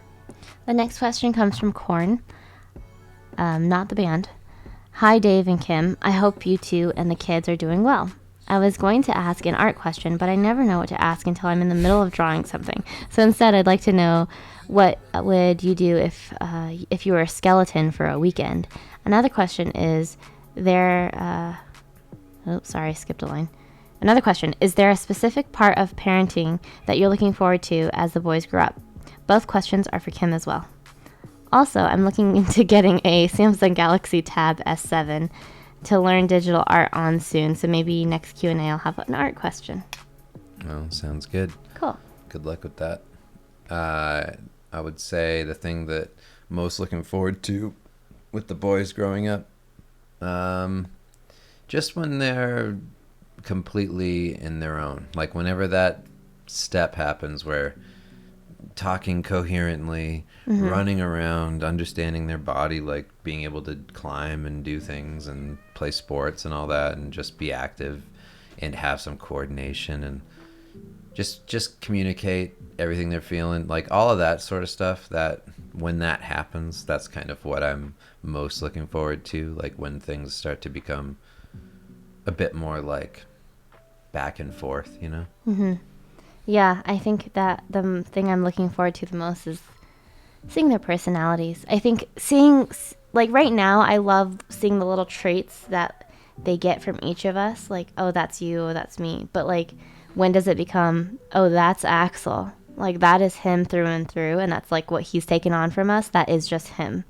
And like, what his sense of humor will be, and like same with Loic, like what is his sense of humor going to be, and like what is he going to find interesting, because like right now we're just like, here's the world, spark your interest, like here's anything to spark your interest. And then eventually when they get to a point of having those opinions, and hopefully they're not as stubborn as both of us, but like hopefully they are like well driven, and they like keep with something if something does spark their interest, and that we're able to provide that environment for them. I would love that. I would love to see them succeed in anything, even if it's like, I baked this thing by myself because I love watching my mom cook, or I drew this thing and it got put in my school's art show because my dad draws, or whatever. Like, I would love to see them take those things and like take interest in what we do, take interest in us, and then make it into their own. That's what I'm looking forward to. And if I was a skeleton for the weekend, I mean, everybody's working for the weekend. But if I were a skeleton for one weekend, I would eat everything that I possibly could, all my favorite foods, because then I couldn't get fat. It just go through me, right? I would probably spend the weekend just recording videos, if I'm being honest. I would sit down in a chair like this, in like a podcasty thing, and I would just talk and make jokes and stuff, and just do like a whole comedy thing, and record like as many hours as possible, so that I could have a bunch of content to release, and I could make a ton of money off of it, because you'd be a comedy skeleton. I would learn how to tap dance with my bones. Well, that's how most tap dancers do it anyway, I think. But like not tap shoes, like my bones making noise. Well, that comes with it. You'd be tapping all day. Yeah. I'd be tapping. I'd be walking around tapping. Clink, clink, clink, clink, clink, clink, clink. I really like Sinbad movies with the skeletons. If you've ever watched The Seventh Voyage of Sinbad, is it I that thought you one? meant Sinbad, the one that we saw in the Yeah, 'cause hotel. he has a bunch of movies with skeletons in them. That's what happens. I don't know. I don't know these things. The Seventh Voyage of Sinbad. I think it's that one where the skeleton comes out and it plays like a bone music, and I really enjoy that. I'd want bone music playing while I walked around. The bones are their money, like that song. It's like they're drumming on like reed pipes or something like that, and it sounds like and it's like kind of spooky. And he's like has a knife, and he's like fighting Sinbad. Yeah. I'd want to be in those situations, and I'd want that kind of music. That's what I want. I would definitely find also like I may have an entire weekend. I would find ways to dress myself up in like really cool ways, like Day of the Dead, but then also Steve Lichman, and like just do different things and like take pictures and do like photo ops with it. Yeah. They cool. Yeah, that'd be fun. Yeah. Next question comes from Mr. Pumpkin. Hey Dave, thank you for taking the time to read my question. I hope you and your family are doing great. I'd like to ask you for some sort of career advice. I'm a full-time concept artist, generalist, working in-house and doing freelance on the side. Working 90 plus hours a week. Jesus. No debt, no family. I'm in my early 30s. No internet following. All my work is under NDA and can't be shared for at least 1 to 2 more years. That's tough. Issue is that I reached my earning potential as in-house artist. No studio in my country will pay much more for my position. I do freelance to increase my pay and make savings, but it's all charged hourly. I have no online portfolio. All work that comes my way is based on referrals. I find myself kind of trapped. I like to keep my current pay but cut down hours. I work by at least half. Honestly, I don't see the way I can do it by working in game dev as a concept artist. I'm considering what options I have in this situation and would love to hear your opinion/advice for what I can do. Thank you for any advice you might have. Best wishes and good luck with buying a house. I'm sure you will find a place that's right for you and your family. Well, thank you. That's a funny position to be in. I understand it. I know a lot of people that are in similar situations. You are going to need to do something to break away from that. The clear path that I see from what you're saying is that you really need to stop. Like, if you can afford, because you're saying that you're doing freelance for savings, if you can afford to stop doing freelance and instead, like, you said you're working 90 hours already. So stop doing the freelance and start doing your own stuff during that time. Because it might sound like you're missing opportunities to take on a bunch of freelance work that could pay more. But if you don't feel like your skill is represented out in the world and you're not getting the type of clients that you think would elevate your career to the next place that you feel it should be, then I think you really need to stop just being busy. And you need to start working on pieces out, like stop doing freelance and just create a whole portfolio of things. Like, treat it like you did freelance. Treat it like those kind of hours. Like, oh, I'm just going to do this. I was already doing this. Now just do it for me. And just put in the time and create a whole new chunk of work that you can put online and start promoting yourself. I really do think that that's the only way out of those places. You know, like, I've been in similar situations in freelance where I would be, behind NDAs and just behind all these things and like just working on piece to piece that wouldn't come out for 6 months. And I kept thinking, like, what am I going to do? I'm not showing my current work and I don't have anything that's going to lead to more stuff necessarily. And I've been working on the same kind of jobs over and over again. And I'm just pigeonholed into this one place of, I'm this person. I only do this style. I only draw this stuff. Mm-hmm. It's like, if that's not you, then you need to create time for yourself to show people who you are. And you are the only person who can do that for yourself, because nobody's going to give you the perfect job because they don't know what you know you can do in your head. You need to just make that happen. So that's my advice. That's what I would honestly do. That's what I've done. You just work outside of work, build your portfolio and your presence online, keep it going as often as possible. It may not look like money right away, but it's an investment of time into yourself that will pay off in the end. Mm-hmm. If you say you're already a working professional, then your work is definitely at some level where it's presentable in a way where it comes across as, this nice, clean, professional stuff. Like, you should be able to build a presence and gain traction online and start to develop that side of your career. Because I can promise you that there's way more money as you move through the levels of freelancing.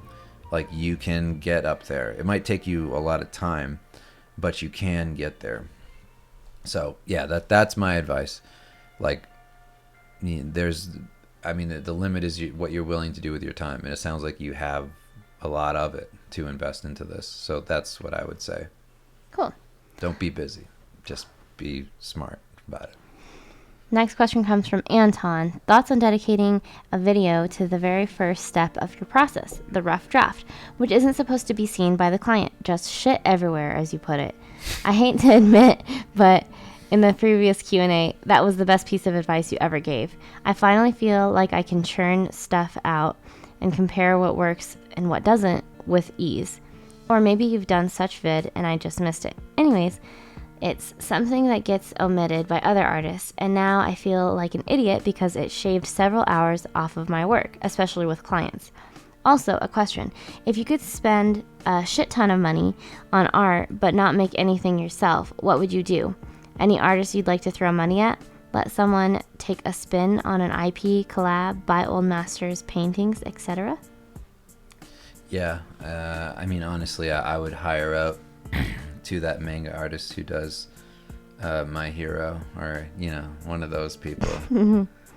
I would hire out to like One Punch Man artists and like the manga artists and just have them do my comics. That's what I would do. I mean, that's literally like, I like writing things a lot. Like I come up with like Kim knows like how many stupid ideas I have written down. Like I have like a million things everywhere.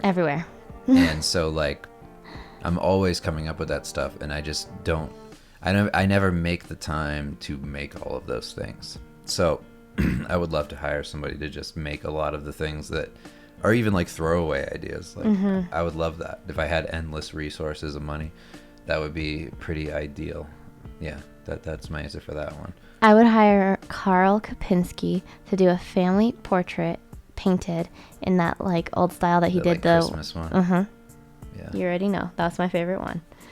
Next question is from... What was the first part of it? What? I didn't answer it, right? Oh, thoughts on dedicating a video to the rough draft process? The closest thing that exists right now, I think, is the one where I do composition for Spawn comic cover. I kind of do that, but I can do a video like that. I mean, literally, there's like a mountain of videos that I want to do. I'm just waiting on that laptop to come in the mail. Yeah, and because I need to be mobile with the camera. Now that I am on board, and Amy is also helping. Yeah. We've talked about, we have a breakdown of everything that's upcoming, of what we want to do, even like art pieces that you want to do next, videos that you want to do next, write-ups that you want to do next. A lot of them have to do with me recording my screen, working in Photoshop, and also having a window of my video with me talking. And anyone, like I can't even record my screen in Photoshop anymore. I can't use the brushes. They just skip around and it just looks horrible. Well, so and we've just been paused on that for a while. We were trying really hard to figure out a way to do Mousetrap on Halloween, but we couldn't do it with like the way the computer's been acting up. So hopefully that's something in the future too. That's a little more interactive. As soon as I updated the OS on this thing and updated Photoshop and updated OBS, it's like the computer just became old. Like it just doesn't work the same. It's a 10-year-old computer, but it like finally caught up to itself. Yeah, so that wasn't great, but I mean, I would be happy to do that. A lot of that stage is done in my sketchbook, so what I'm thinking is once we have the freedom with the new laptop, we'll just set up our cameras the way we have them here, but it'll be pointed at my drawings, and we could just talk through that stuff and get way more in depth about everything, every step of the process, really. Next question is from Leon Yo. It's pretty good. Fam, I was attempting my Vietnamese. Do you still draw things 18 times to learn them? No, I don't. That was just an arbitrary number that I just took from what my dad said. He just said, there's a magic number in repeating something that many times that you memorize it. There actually is something to that. I can't remember what I read. There is something to a certain number that gets you into a place of like just, getting it in your memory. I can't remember what it actually was, but there is some number. But anyway, no, I don't do that anymore. The next question is from Dario Pochajek. Did you have problems with patience or rushing when doing your artwork? For a long time, yeah. I had that thing that I think a lot of people have, where you get into that dopamine rush of posting artwork and you think that that's the totality of who you are as a person existing in social media, that all you are is your post. You need to constantly be putting stuff out every day. Which So it makes it like that because of the algorithm, but yeah, I used to try to do that every day, put out a piece. And I was like, wait a second, like I'm doing all of this shit and none of my stuff looks done or is as done as I could make it. And I had no patience in drawing. I had no patience in like execution. I was just like, just get the next thing out. Just what's the fastest way to block in this thing? Who gives a shit if it looks like perfect? Just do the thing you're comfortable with, because you can knock that out really quick. And it just made me lazy. And it was just a super bad habit. But it just was born out of that thing of feeling like, oh, I need to constantly produce. And I always need something out there. And now, having done like comics and things, and like when you do something like the 450 page comic and nobody sees it until it's published, and you've just been working on it for like 6-7 months, it's nonstop drawing, that really creates a different level of patience. And I found that whole experience in comics really changed me, where I was like, oh, I don't mind just doing something for a long time and putting in the work and waiting for that dopamine hit. Right. It also like identified for you your like what social media does as far as like putting a level of anxiety on you, because then you're constantly getting notifications as well. Right. Even though it's all positive because it does put your name out there, it's like, wow, not having that constant. I mean, it's junk food. It's literally just anti-nutrition. It's like, yeah, it tastes good, it happens, and whatever. It's like a quick thing. It's like a snack. But the meal is putting out that finished work that you put everything you are into, and something that's more meaningful to you. It's like that's the thing you're going to get longevity out of. Yeah.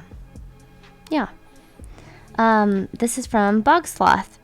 Hey Dave and Kim, I've been telling everyone you make hundreds of millions of dollars and showing people pictures of Cardi B's house and telling them it's yours. Cool.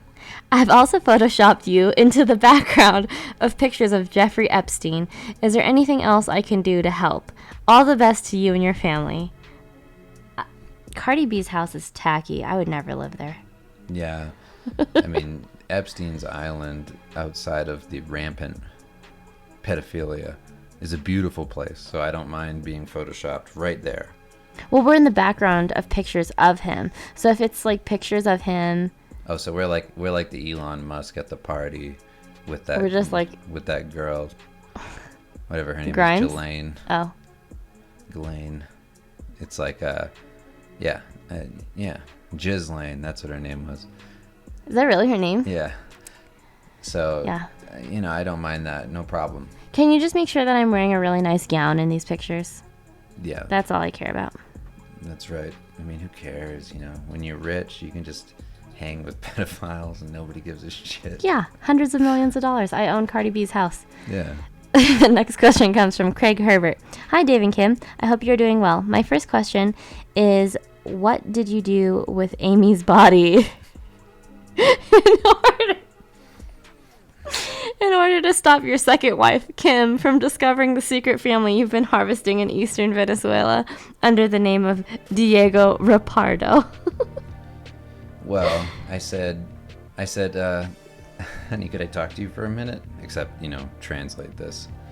And she came out to the back garden, and I said, look, I'm going to have to go away for a little while, so I won't be able to talk to you. Is this to on Amy? my trip. Yeah. And I said, and she was like, where will you leave to, Master David?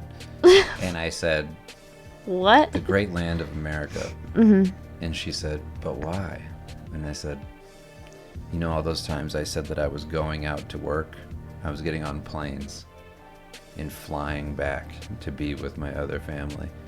And then she panics and starts crying. And then while she's crying, I'm picking up a big rock. And then I went, And you fell for it, you dumb bitch. And I hit her over the head with it.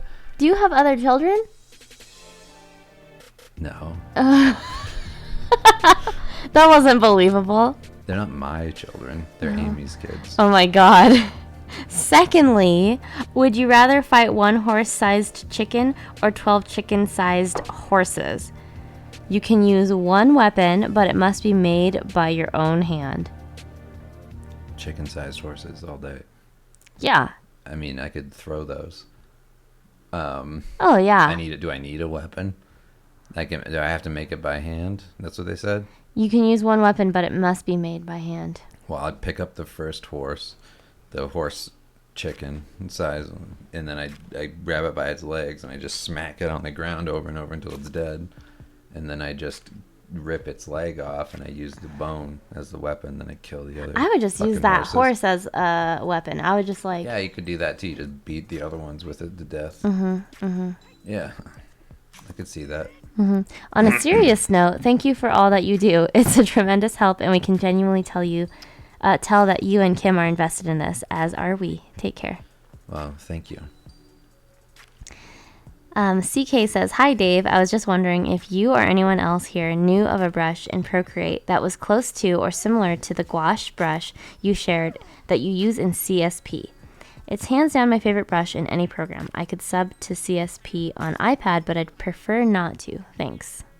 I do not know of one. I mean, one of the reasons I like those brushes in Clip is because they have such a sharp feeling to them. They're very controlled. And I don't feel like you get that a lot in Photoshop. You don't get that kind of accuracy that you get in Clip. But I haven't found anything like that in any other program. It's why, like, there are certain things about Clip that I can't replace. And that's one of them. It's like so hard to find something that's comparable to it because the brush engines are just so different. Like I feel like Procreate feels a little bit more like Photoshop to me than it does Clip. And Clip's like vector brushes, just, I don't know. There's something to them that is hard to kind of find anywhere else. I mean, somebody else may have more experience with that because I'm not like super fluent in Procreate. Not yet. Senna Prahara said, "Hi Dave and Kim, what is your favorite Vietnamese dish? Thank you guys. Take care." And then they said this. Bún Ba Huay. No. Did you hear that? Mm-mm. Suk Khoi Zoi Zao. It means good health. Oh, okay. Favorite Vietnamese dish? Oh, it changes a lot. I think it depends on the season. I really like ba ca, which is like, forgive my pronunciation, my mom never taught me Vietnamese, but I love making ba ca. It's super easy. I love eating it. The boys love eating it. Dave loves eating it. Yeah. We were eating bun bao. That's not my favorite. No, it's not your favorite, but I was just saying we've just been eating that. Yeah, my mom made those, but those are like the traditional Vietnamese ones rather than like the barbecue pork ones. Right. And then I really like banh cuon, which is like flat rice noodles, and sometimes like they have pork and mushroom and shrimp. Like it depends who makes it, but yeah, it's like flat rice noodles, and it has like the Vietnamese ham and like the bean sprouts, the carrots, and it's like really fresh. Haven't had that in a long time. Yeah. I'm trying to think if there's anything else that I really love. I really like, there's a lot of dishes that we haven't had together because like my family just doesn't make them, and like when we go out I don't really think about getting it, but the one that we had, my uncle came to town, the crab. Oh yeah. Gua Rang Moi, that's really good. That's the crab. And then what is the other one that I really like? There's a lot. Oh, I like bun sao, the yellow, like, you know, turmeric pancake. And pho. I mean, yeah, obviously pho is like classic. Next question. Okay. Sorry, I could talk about food all day long. I just felt like we were going through the entire menu. There's a lot of food though that like, you know, those are my favorites, and then it depends on the season. Andre Alessi says, hey, beautiful couple. Hope you're doing beautifully great. I have 3 questions. Number 1, Jordan Peterson said one time that opportunity lurks where responsibility has been abdicated. Have you ever seen examples in your respective professional fields where that has been the case?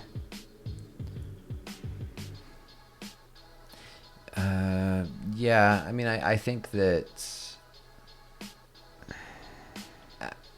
in a very basic way, I feel like that kind of idea applies a lot to just avoiding the thing you know you have to do. Like the quote I always heard that I liked was the thing, it's something along the lines of the thing you least want to do is what you most need to do. Mm-hmm. And it was like, whatever you're avoiding every day, the thing that gives you anxiety and stress, that's the thing you should be doing today. Mm-hmm. Like, that's always the thing. And applying that to multiple layers of your work, I think helps, where you're like, you know, for me, it was drawing first. I avoided drawing. And then it was like I avoided scenes with like complicated hand gestures and things. I avoided feet. I avoided scenes with multiple characters. I avoided so many things because I was just, you know, anxious about doing them. I didn't want to look stupid. I didn't want to be a bad artist. So many things.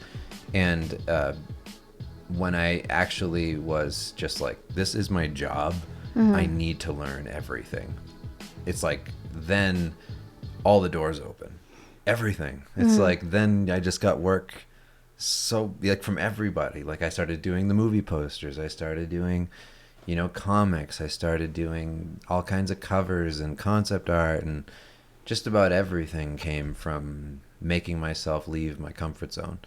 And then stuff happened where I'd do like that Metal Gear piece, and like Kojima would see it and whatever. And it's like, all of that comes from just being at a place where you're identifying the thing that you're avoiding and just maximizing your effort at getting past that. And becoming comfortable with that new skill that you've been, you know, just dodging for years, that you know that you need to do, but you're not doing.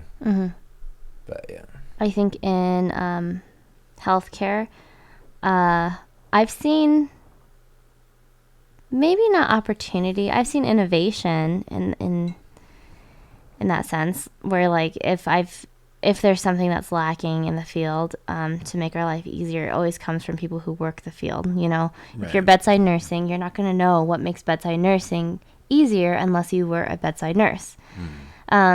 I think that's like the biggest thing, is like, especially going through like COVID and everything and working in the ICU, there's so much of like uppers telling us, like, you know, like the upper management telling us like we're short on like PPE and we're short on all these other things, but just to like, this is how you're supposed to do it. And there was one point where like one of the patients who was on COVID precautions, actually he was there for like a month, he started coding. And so, but then management came to the code because she happened to be there. And that was like so ridiculous. She was like, how come they're not wearing blah, blah, blah, blah. And it's like, because we don't have those things. And anyway, that's on a tangent. I've seen innovation where like it's made life so much easier and safer and makes your job as a nurse like less stressful, because there are so many other responsibilities that you have to take on. So like different syringes that have like for codes, there's like different doses of like atropine or like cardizem or anything like that. And so like there's like these syringes that tell you, like, especially like pediatric ones, where it's all color coded by like weight and stuff. And so like you would only push to like this section to be like, this is how much the patient weighed or whatever, rather than having to drop the dose. I think that was like a really cool idea. I hope that person, I only saw it once in like a demo. I hope that person goes on to sell a bunch of those. But I feel like those are things that like, oh man, I wish I could come up with something, you know? Even like the pumps that we use, rather than using like a drip rate, that's such a crazy innovation that I'm like, man, like these are nurses who have gone on from like just going to nursing school. I mean, I say just going to nursing school, going to bedside nursing, and then like further making something that's like an incredible invention that now they're like huge successful people because of Yeah, it, like you know? identifying a thing in the field and then So yeah, adding to it. definitely seen it. Not firsthand, but we learn about that stuff. So, number 2.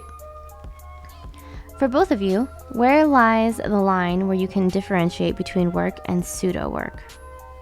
What's pseudo work? Just like Busy, probably just like stuff. keeping busy, yeah. the line between work and pseudo work? Is it making you money? Or I'm just kidding. I work all day long and I don't get paid for any of it. Yeah, I don't know. I feel like I work all the time. I don't know if I do a lot of like pseudo work. Right now, I'm just a stay-at-home mom. I mean, I say just. I'm a stay-at-home mom and I work with you. But I'm not getting like a bi-weekly paycheck like I was at the hospital. So I don't know. Still work. Yeah. Yeah, I think that like I just have so much going on that I don't have any pseudo work.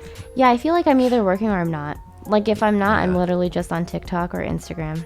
Yeah, I'm just trying to like zone out for a minute and use Yeah. anything else because I feel like the way that things have been going lately, because the last deadline for anything is for me is December 2nd. So it's like when that's done, I don't have any other deadlines, and it's just kind of like a game job thing that's been going on in the background for a long time now, since June.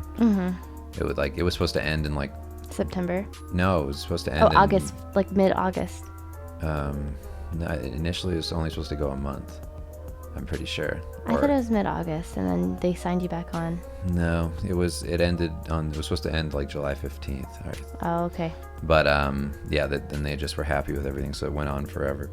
And you know, it's all a good thing. But yeah, I think that because so much is going on, and also like the work on Patreon, it's like, you know, you're all paying for this service, so I take that as seriously as like any other job. Yeah. So I just, yeah, I feel like I never have enough of a downtime to just do something.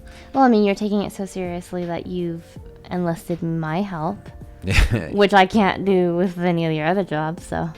Yeah, I mean, it's like it's a wild time, but I used to do pseudo work where I'd just be like, here's a job client thing, and then here's just something for me, and this Or I'm going to is, draw this thing for Instagram or to yeah, post like or whatever. this just exists for the thing. Or I would say where it leans into that territory is like maybe when I'm doing comics, I'm just doing like exploratory drawings to just kind of find ideas and things. That kind of falls into that category where it may go somewhere, may not. I'm not immediately getting paid for it and whatever. So yeah. Number 3. Dave, between longer and shorter pieces of work, which ones have you found to be the most relevant in your social media growth? And why do you think it worked so well for you? Thanks for answering all the questions. Love the new format with both of you. It's more insightful and fun to have you on board, Kim. Thank you. Yeah, now that Amy's gone. It's interesting what really spreads on there. I feel like the things that work well on social media aren't what you think they'd be. They're not the things where you see like only final products. That kind of goes well if it's really good. Mostly people want to see the process of what you're doing. They want to see you drawing something. They want to see like something half finished. They want to see, you know, just kind of like a little bit of insight into your tools, like seeing your hand do something or whatever, seeing something tactile and like a kind of like a rough sketch with some painted bits, like things like that do really well on social media, which is counterintuitive to, you know, how you think value is, you know, attained through art, where you're like, yeah, finish it, and then you get that value back from people seeing it and buying it, whatever. But It's like not those that. like really shitty DIY channels Yeah. on like Facebook and Instagram, you know, and they're like a DIY for something that you would number 1 never do, number 1 never need, or number 2 never need, Yeah. and number 3 like what like there's some of them are like, why would you ever do that, you know? But it's like just the process of watching them like go through the steps and making something, I think is very entertaining. Yeah, like if I had a little bit, well, we probably will do this, but because we don't have the laptop yet and we're dealing with this whole thing, I feel like we're just trying to make things happen and come out. And I feel like it's harder than it should be. But like when things are going smoothly again, I want to do like TikTok stuff. Like if I were Like young, the dances?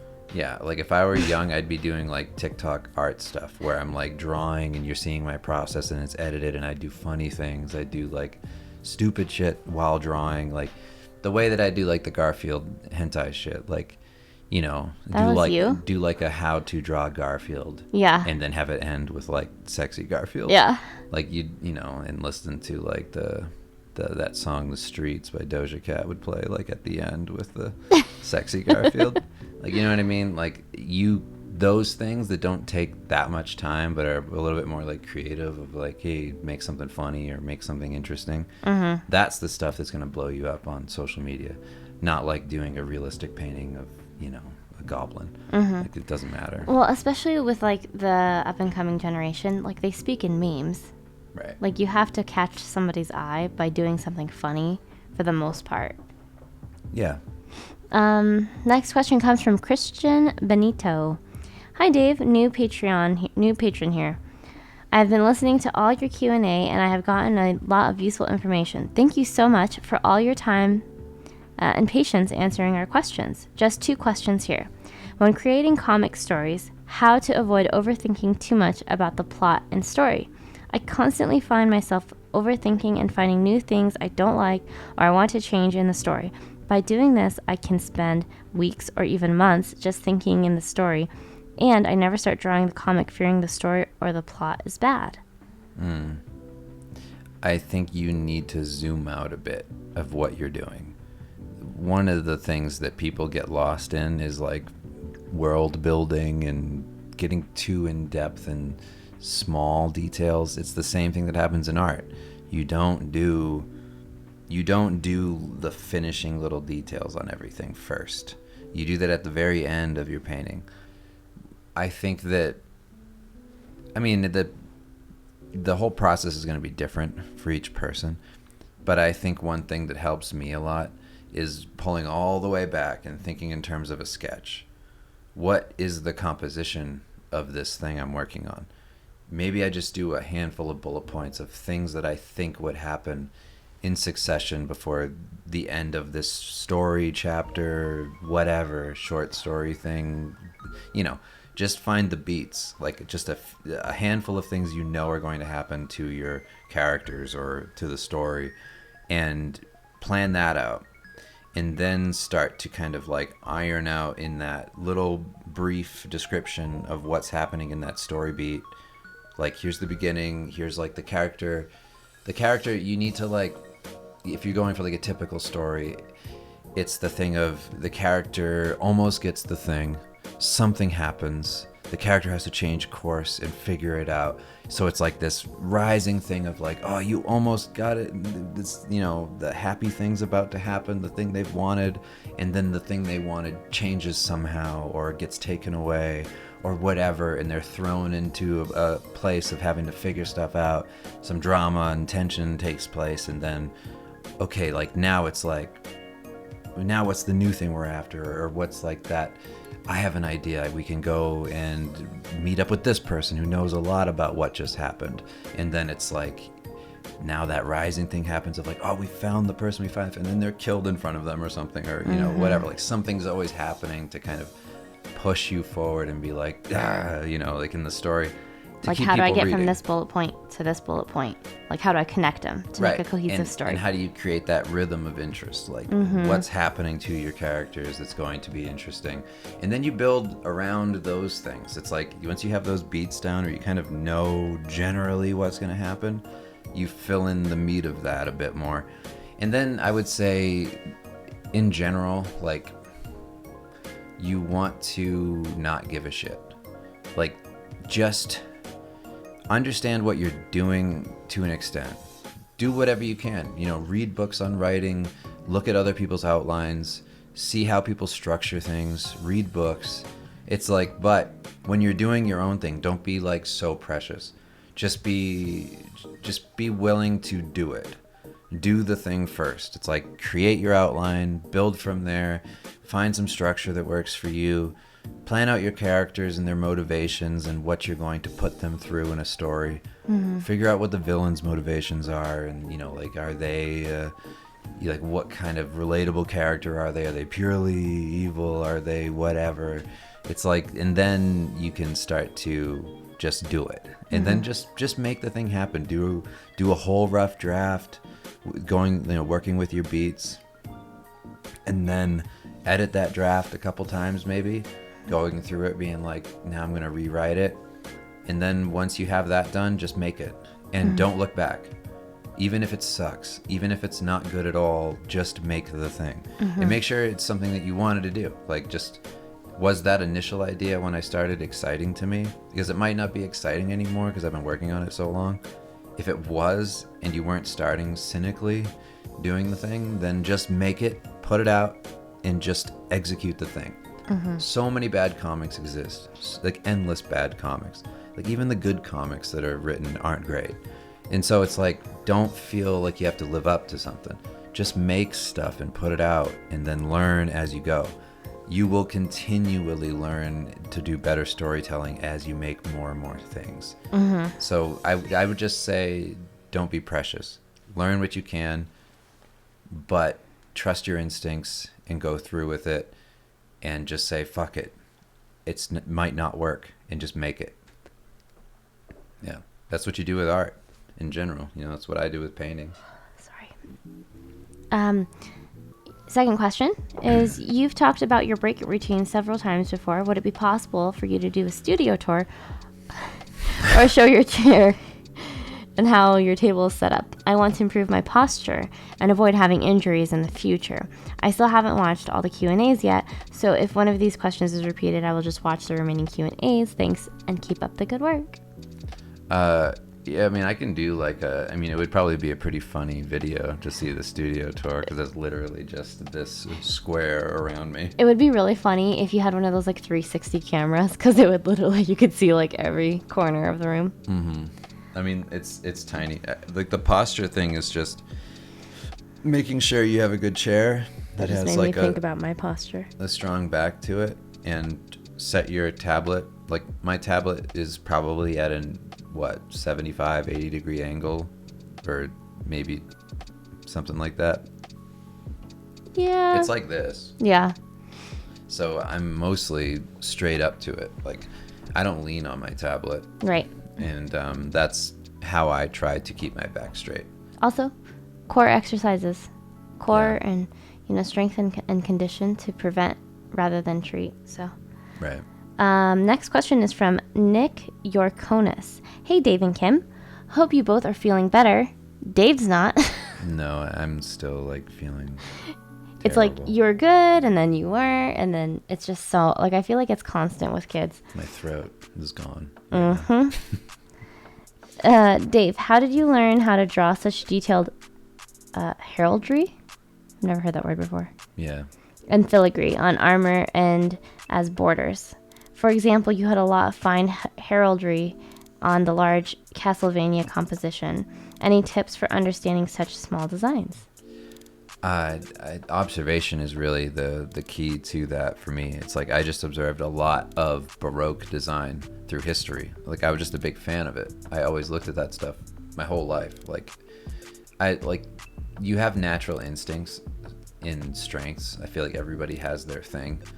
And it's not always, I don't know, it's not like always something that kind of crosses over through everybody. It's like you have your own particular sets of skill. And I think that why I do a lot of that is just because I saw a lot of it as a kid, because my dad was an antiques dealer, and I just saw it in the house a lot. Yeah, you just took it in and you're surrounded by it. Yeah. Without even really having to search for it.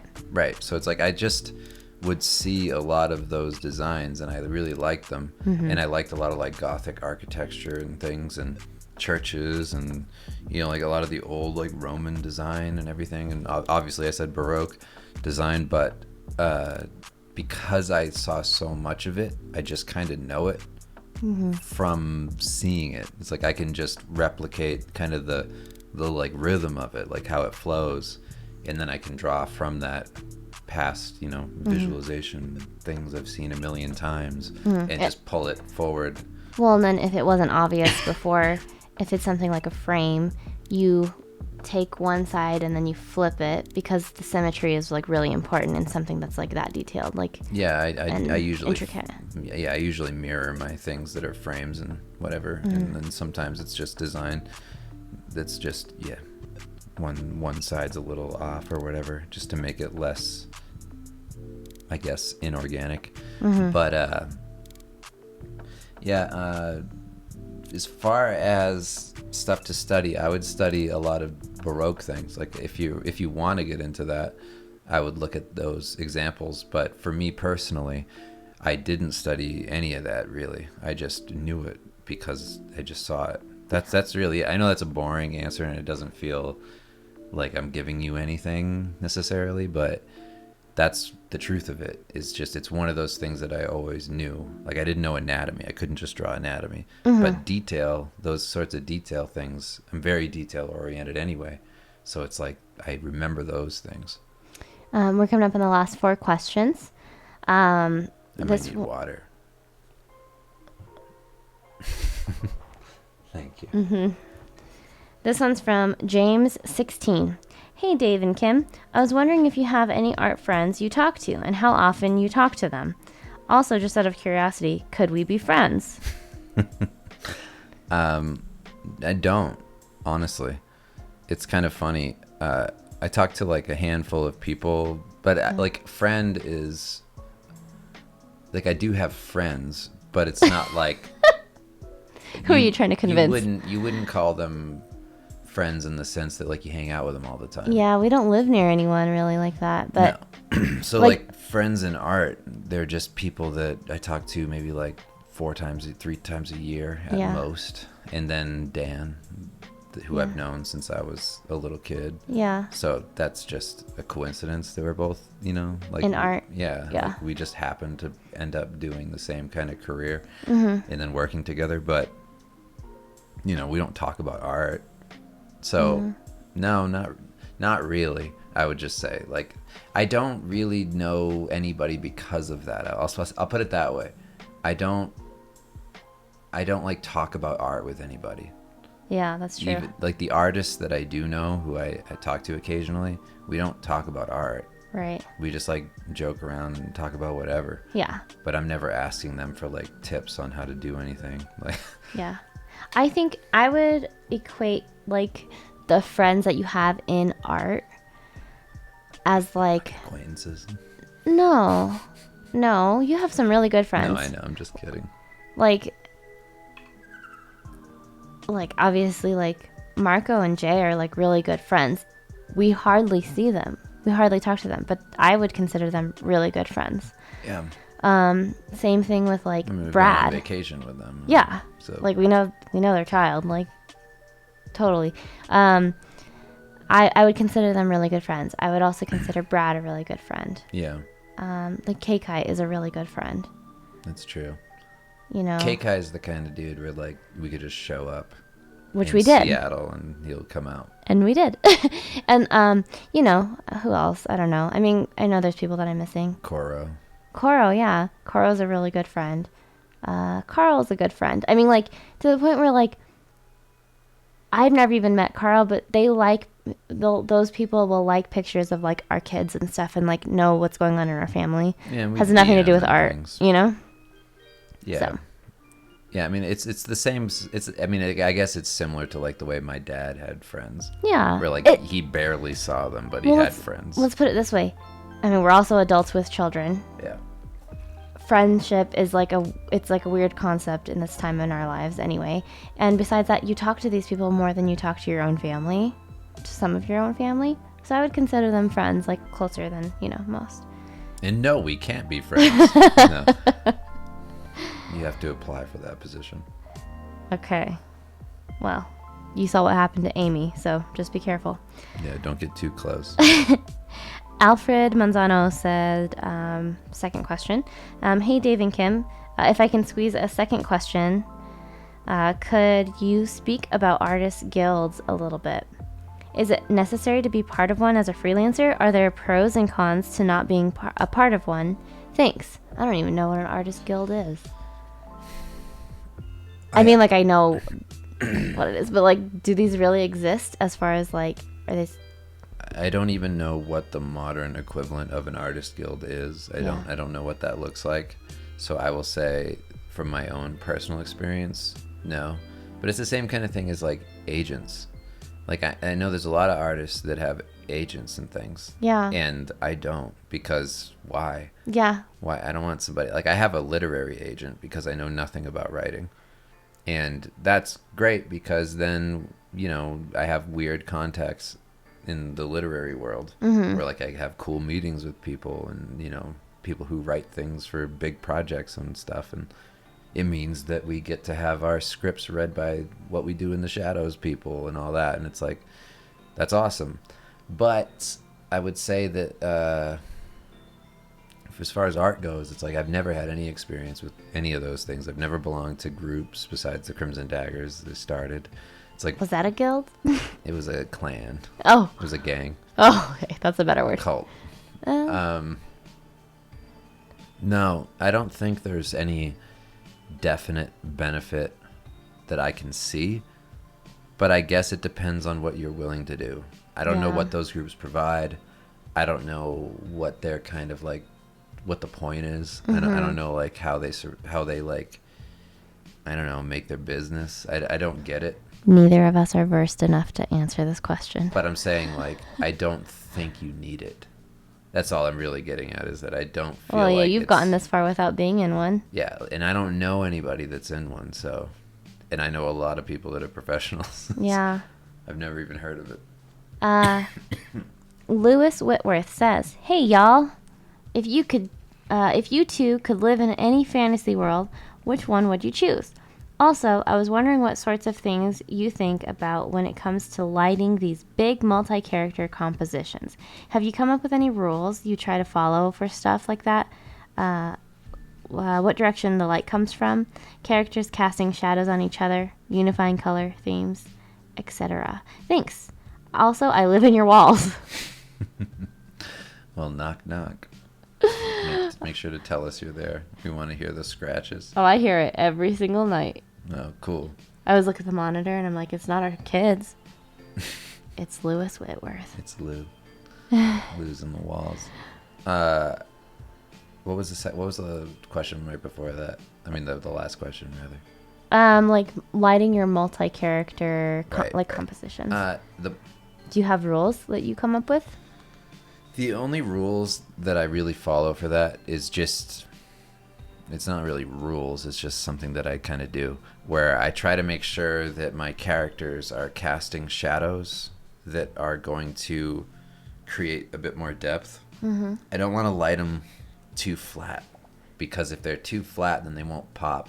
And if the point is they're supposed to pop off one another, then I want to set up my light in such a way where certain characters are going to cast shadow on other characters and create some distance between them so that they're not all kind of at the same level. I want to push some people back, move some forward, that sort of thing. So the light in those scenarios just needs to be in a place where it allows for those drop shadows to create some nice three-dimensional space. That's kind of how I think about it. I'm just thinking, like, it's so crazy that you can think of all these things. Like, I know that we've been together for a while, and obviously I know what you do, but, like, it's so weird. It's so crazy. It's wild that you just think of all these different things and that you have to think of it. I mean, it's like a language, you know? Mm-hmm. Like, you don't really think about it when you're talking. Like, you're not thinking, like, oh, I'm formulating thoughts into sounds and it's coming out of my mouth. Like, after a certain point, it's like, I have to, like, think about what I'm thinking about. Because I don't think about it when I'm doing it. Like, so, like, it's natural. Second nature. Yeah. Because you just do it all the time. So, like, when I'm talking about this stuff, I'm not actually, like, pulling from something I think about all the time. Mm-hmm. I'm trying to put into words what I do and take for granted like every day. So it's like, I'm like, well, yeah, it makes, like, in my mind, I think you put the light there, duh, for this. Like, I'm like, why wouldn't you do that? Because otherwise it wouldn't work. Yeah. You know what I mean? But it's like, if I have to think about, like, okay, well, yeah, I know that I do that for that reason, but why? Right. How would I tell somebody what that is? That's more like, makes it sound weirder, I guess. I think your self-awareness has helped a lot in like breaking down your thought process, because like the person said before, like people don't really know how to explain their thought process. Yeah. They're like, I just do it because that's how you do it. That's like how I learn how to do it, you know? Yeah. But In the first part of that, fantasy world that you would live in? wow, fantasy world that I would live in. I know I've said this a couple times already, but that My Hero Academia one, I like that one a lot. Just because it's so cool. Like, it's cool that everybody... I love the concept of that show. The idea that superheroes aren't special. That, like, there was just a superhero gene that happened, and then, like, everybody on the planet had a power, and some of them were just really stupid. Like, they could just, like, kind of, like, levitate a little bit or something like that, and it just had no use. But some people had really good ones that you could then use to fight the people who also got superpowers that turned into villains. And there's just a huge shitload amount of people that are dangerous and a bunch of people that are heroes. I love that thing of taking something extraordinary, making it common so that it's like challenging to then make it interesting. It's like a cool idea for a thing, and to live in a world like that would be pretty awesome. I have no idea. I am so bad at like pulling these things like out of thin air. You would live in Cape Fear. The fantasy world is Cape Fear. Well, because I don't take in a lot of, well, first off, I've never even seen My Hero Academia, but like the things that I have taken in, I have such a bad time like recalling that information. Yeah. Like, we've watched movies, and, you know, I've probably said this at some point or another, and literally right after the movie is over, we walked out of the theater, and Dave will be like, I like that part when blah, blah, blah happened, and I'm like, Listen, when did that happen? I can tell you the movie, the fantasy world that Kim would want to live in, because she can't put it into words. She can't remember it. She wants to be the older sister from My Neighbor Totoro with the little sister. Sorry. What was that? That was Lewis. Oh, that was Lewis. Yeah, that's what you would want to be. You think so? Something like that. Something fun. Something cute. Yeah, probably. Something light. Probably. Or you'd want to be True from True in the Rainbow Kingdom. Yeah. That would be fun. Or you'd want to be Blippi from Planet Earth. No, thank you. I have an idea. Dancing. No, I think that only people with kids will get that, I think. Yeah, I don't know, one of those. Studio Ghibli movies are like the most... I would want to live in Nausicaa. I Yeah. think that would be fun, flying around like that, going to those polluted areas and then seeing those giant warships and stuff. Except the reality of all these places is mostly horrifying. Especially like, you know, things like Gremlins, where it's like, it's kind of cute, and then you see all the evil gremlins, and you're like, I'm good now. What about like Kiki's Delivery? Like the town Yeah, looks where so cute. You're a little witch flying around. Yeah, I would like that. That's cute. Yeah, I like the moderate amount of drama that happens in those Ghibli movies, where they're not like super high stakes most of the time. Yeah, something like that. Probably. I don't know. American Psycho. Yeah, I mean, you are my American Psycho. You look like him. Last question. This is from Ian Pellerin. Sorry if I messed up your name. Would you rather get the sheet beat out of you or the piss beat out of you? Thanks and stay well. Would I rather get the shit beat out of me or the piss beat out of me? Fun fact, I saw a fight in high school and this girl was wearing a skirt and she got punched in the stomach and she pooped on the other girl's shoes. And then she switched schools. And then she went to a school that my friend was at, who I told her about this fight that happened because she knew that girl from elementary school. I was like, oh my god, you won't believe what happened. This girl got punched in the stomach and she pooped on this other girl's shoe. Well, she turned out to go to her school, and then everyone knew before she went there, so she had to change schools again. It's the curse of the poop show. It's just what happens. You gotta move. She's like the Incredible Hulk. She has to go town to town, Yeah. hitchhiking. I feel like I'd rather get the poop beat out of me. Yeah. If it were in that sense where it just like happened like that. I mean, I wear pants, so I'd rather get the poop beat out of me. I'd Yeah, want that also- shit to just be in my pants, because everybody would see that I pissed myself. I also think that Unless I had diarrhea, I guess. that's true, but I think that if you poop yourself, it's more of like people don't want to touch that. Like people like are like hands off already. You know what I mean? Like like they're so much more disgusted by poop. Understandably, it is gross, but like what are they gonna do? Like you peed yourself, it's like all absorbed into your pants, and then what? They're still gonna beat you up.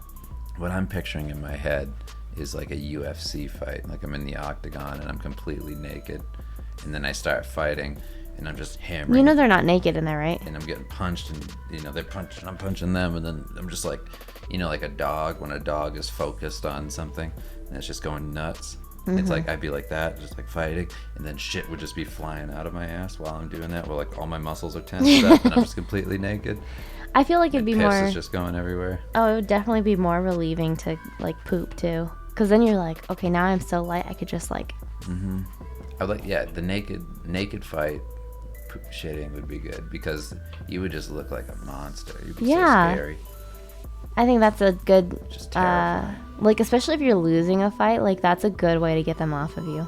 Like I have a memory of it's weird. I'm trying to figure out what this memory is. I have a memory of a dog attacking something very violently and shitting at the same time. What?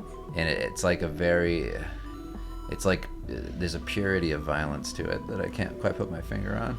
It's like that I'm so in the zone that I'm shitting. And I don't even know I'm shitting. I don't even have time to be embarrassed about it. That's horrifying. It's a really scary visual. Anyway, thanks everybody for the questions. Really appreciate it. There's a lot of good ones in here. I'm glad that we were able to get it done in one part. That's pretty nice, because Yeah. usually these go for like 4 hours. We usually have like 60 something questions, so we Yeah, had about less. half, a little bit more than half. But yeah, I hope that you're all well, and thanks as always for supporting us for another month. It means everything, Yeah, It's our livelihood, so definitely. Thanks for all of the warm words and being welcoming to me as well. Definitely all of the backlog stuff that you guys want to check out, and there will be more in the future. yeah. And I just want to put it out there. Amy will no longer be a part of this Patreon. So better I not know be. that a lot of you were comfortable with Amy. She's gone. We don't know what happened to her. Something happened to her. She's not in the picture. But yeah, we'll talk to you all soon. Thanks as always. Have a good night, day. Bye-bye. Bye.